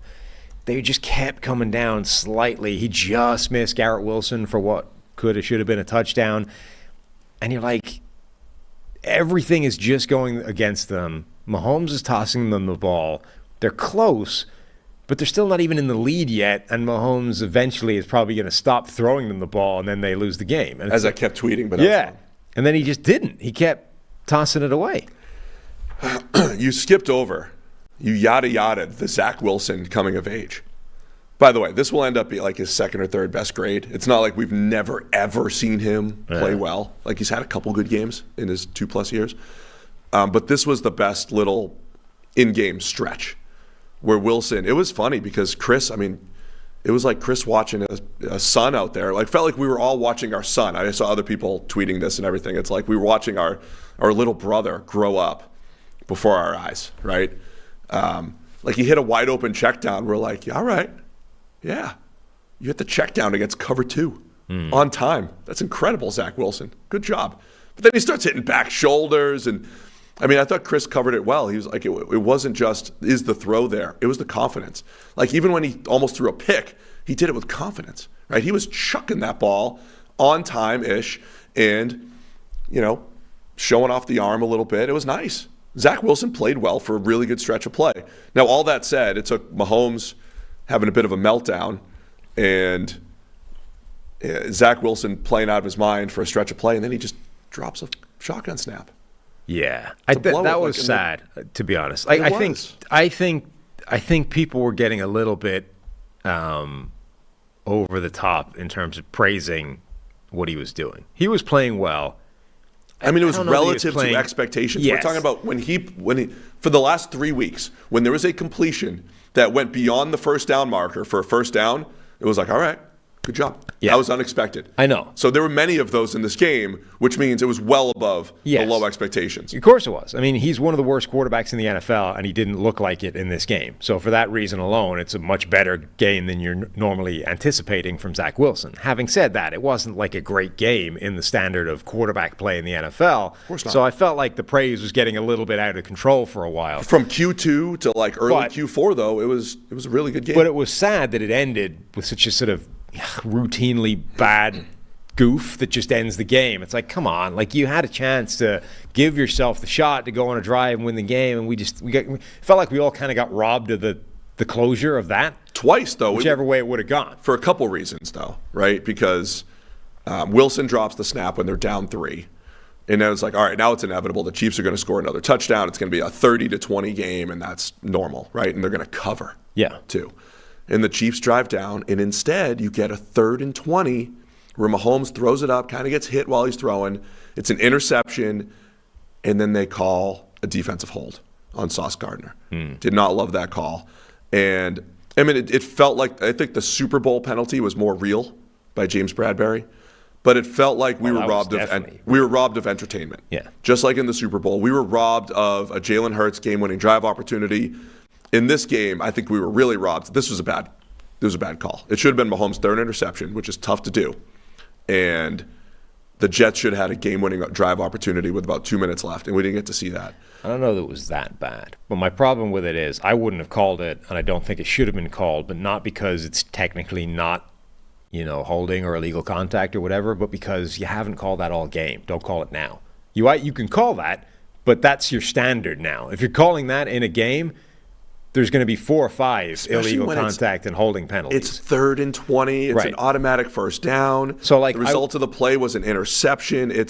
so bad. Yeah, so I wouldn't argue that it's not illegal contact or holding or anything bad by the DB. My argument would simply be, if you're calling that in this game, there's 5 more penalties that you didn't call, that you left out there. So you've already set the standard that is not a penalty in this game. It's a blurry line heading into every game. You've already established where it is. Don't call it now, because that is inserting the official into this game in a way that shouldn't exist. And then on top of all that, look, Mahomes did not have a good game throwing the ball whatsoever. He also had, one of his best plays was negated by a penalty as well, throwing the ball to Kelsey. But Mahomes didn't throw the ball well, but he ran the ball extremely well. So not only does he have that knack for picking up the first down, but he gets a 25-yarder on 3rd and 22 when the Jets were clearly trying to not let him run with their defensive line until they stopped, staying in their pass rush lanes. But Mahomes is incredible with his legs. People accuse us a lot of having, bias. You hate my team, you're biased against this guy, you love this guy, you hate this guy, you're inconsistent with your thought process, blah, blah, right? And I actually spend some time at times trying to avoid that, trying to, you have a reaction to something in your head, you have a reaction to something else, and it occurs to you that is potentially inconsistent. So I was thinking last night, is there a difference between Josh Allen's meltdown on week 1, where the narrative coming out of that was Josh Allen cost them the game, Josh Allen, joke, awful, yada, yada, and the meltdown that Patrick Mahomes had yesterday, which is multiple really, really bad turnover-worthy plays to the Jets that was the only reason this game was close. And I was thinking about it, because you're like, that would be an example of what you're talking about, right? We have this preconceived idea of Josh Allen as a guy capable of that kind of meltdown, and Mahomes doesn't really get that reputation. I believe it's slightly different, although very similar for the reasons we've already outlined. The difference, though, I think, is, number one, the first game, the Josh Allen game, when you consider the way that game went, all this hype and everything's great, so good feeling, Aaron Rodgers, the Jets are back, we're going to be Super Bowl bound, baby, and then 4 plays in, the entire building is deflated because Rodgers is now getting carted off, and it's like, oh God, Zach Wilson's back in the game, the whole season just went to hell. The deflation that was tangible in that stadium at the time, all the Josh Allen needed to do was to simply not throw them the ball. If he'd punted every play instead, I honestly think they'd have won the game. If they had played territory, the Jets had no shot whatsoever of winning this game. This week, number one, that atmosphere isn't there. You're not, as much as nobody expected the Jets to do anything, it wasn't a palpable misery in the stadium at kickoff. You know what I mean? Number two, Zach Wilson was actually playing pretty well, so you couldn't necessarily just play defense, kick the ball to them, and expect to win this game. Mahomes actually did need to achieve something. And then number three, he did come good with the plays on the ground when they needed him to. So even with these meltdown plays, he held it together at the crucial moment, and that was ultimately the difference between winning and losing. So as much as the meltdown was bad and could have cost him the game, it didn't, and the reason it didn't was still Patrick Mahomes. Yeah, I think I agree it was probably different. The interception before the half with Mahomes too, that wasn't bad. It was a turnover, but it just took away a potential field goal opportunity from the Chiefs. It didn't give the Jets life or anything. It just took away a low chance opportunity at a late second field goal in the first half. The first interception by Mahomes, that was as bad as any Allen one. He looked at double coverage and was like, I'll just throw it over it and miss it. Right. I'll say this about Mahomes this year. He's had some weird underthrows all season where he's had, he did it with Valdez-Scantling. I think it was 3rd and 1 million, and he was like, all right, Mahomes is winding up. He's got the shoulder tilt. When you see the shoulder tilt, they're throwing far, right? You see this? All right, how far is it going to go? I'm 70 yards? It was 10 yards short. Yeah. He did that in the Lions game a couple times. He's done that a few times this year. And the other one Chris said, he's like, Mahomes is a great touch thrower. And he tried to throw a touch throw, and he missed it. He was just short by 10 yards. Well, yeah, it was pure touch. It just didn't go to the right place. It was a great soft touch interception. Yeah. It was something was a little off on a couple right. of To be clear, he was not good in this game. And he made as many bad decisions with the football as I think I can remember him doing in a single game in this game. And I do think it's worth bringing up the question of Like, is there signal to the fact that that's happened to Josh Allen and Patrick Mahomes now in 4 weeks against the Jets defense?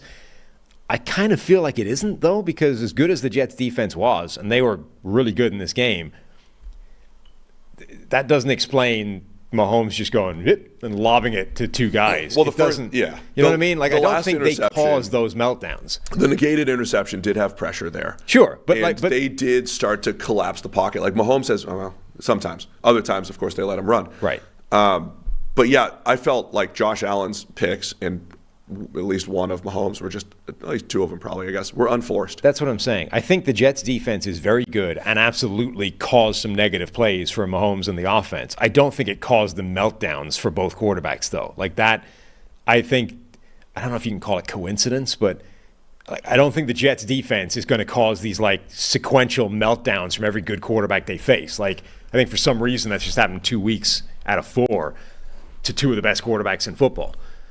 So I'm curious with the Chiefs still have some offensive issues to work out. Like they should have scored 30. Mahomes could have run in. By the way, that was when he decided to run out of bounds instead of just taking it into the end zone. More points. They would have scored 30. They would have covered. A lot of people would have cared.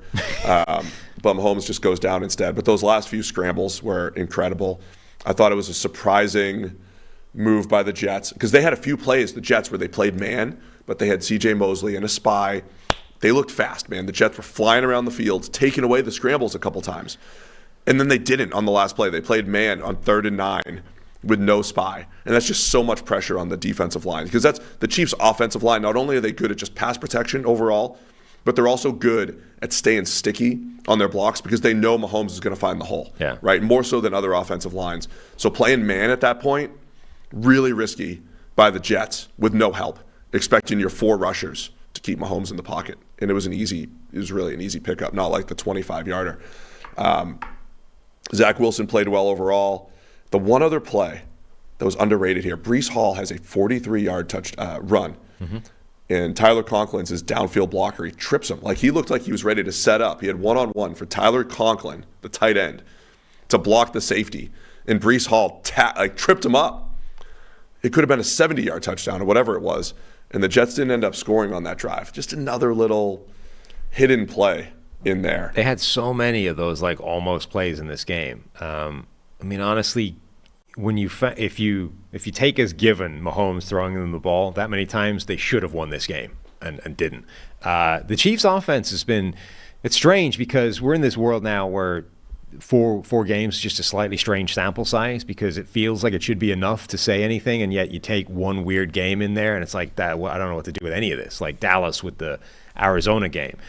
Kansas City has now had these 4 games, and really, if you take out the Bears, who look for the majority of the season like an absolute disaster, their offense has struggled in all of them, right?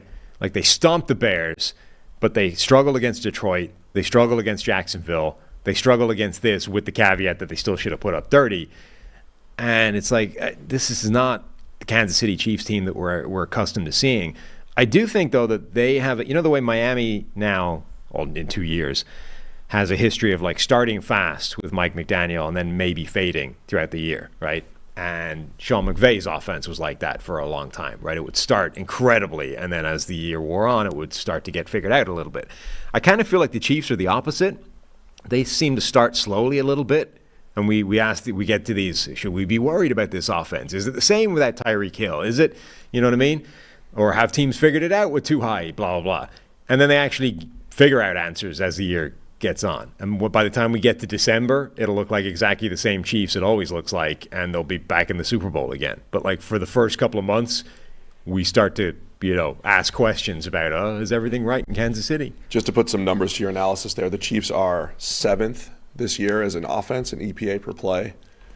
If you take out the Bears game, though, they're about 15th, 16th. So, right. What you're saying is we've seen 3 out of 4 games where they've been a mid-tier offense, and then one where they were unstoppable against one of the worst defenses in the league in the Bears. Right. So just something to keep an eye on. Mm-hmm. Play the Vikings next week, I believe, right? That's going to be interesting. So Chiefs, we'll say they survive to go to 3-1. Jets fall to 1-3, and we've got more stories to discuss this week. Zach Wilson. is back. It was a good game. He finished 28 for 39 for 245. He played just well. completing that level, the high level of passes. If you could get that Zach hitting Wilson, some of the underneath stuff that he needed. If you could get that Zach Wilson every week, the Jets would be in the playoffs. But there's very little evidence so far to suggest that that's possible. And it might be too late because they're 1-3. Yeah. The one thing I did tweet before the game, and I was thinking, I can't remember if I said it on the podcast, Zach Wilson played against the Bills. We know what the Bills are defensively. The Cowboys and the Patriots. Like New England gave up 38 yesterday, but 14 were on offense. Mm-hmm. And they made a bunch of red zone stops against the Cowboys. The Patriots defense is pretty good. They slowed down the Dolphins. Sure.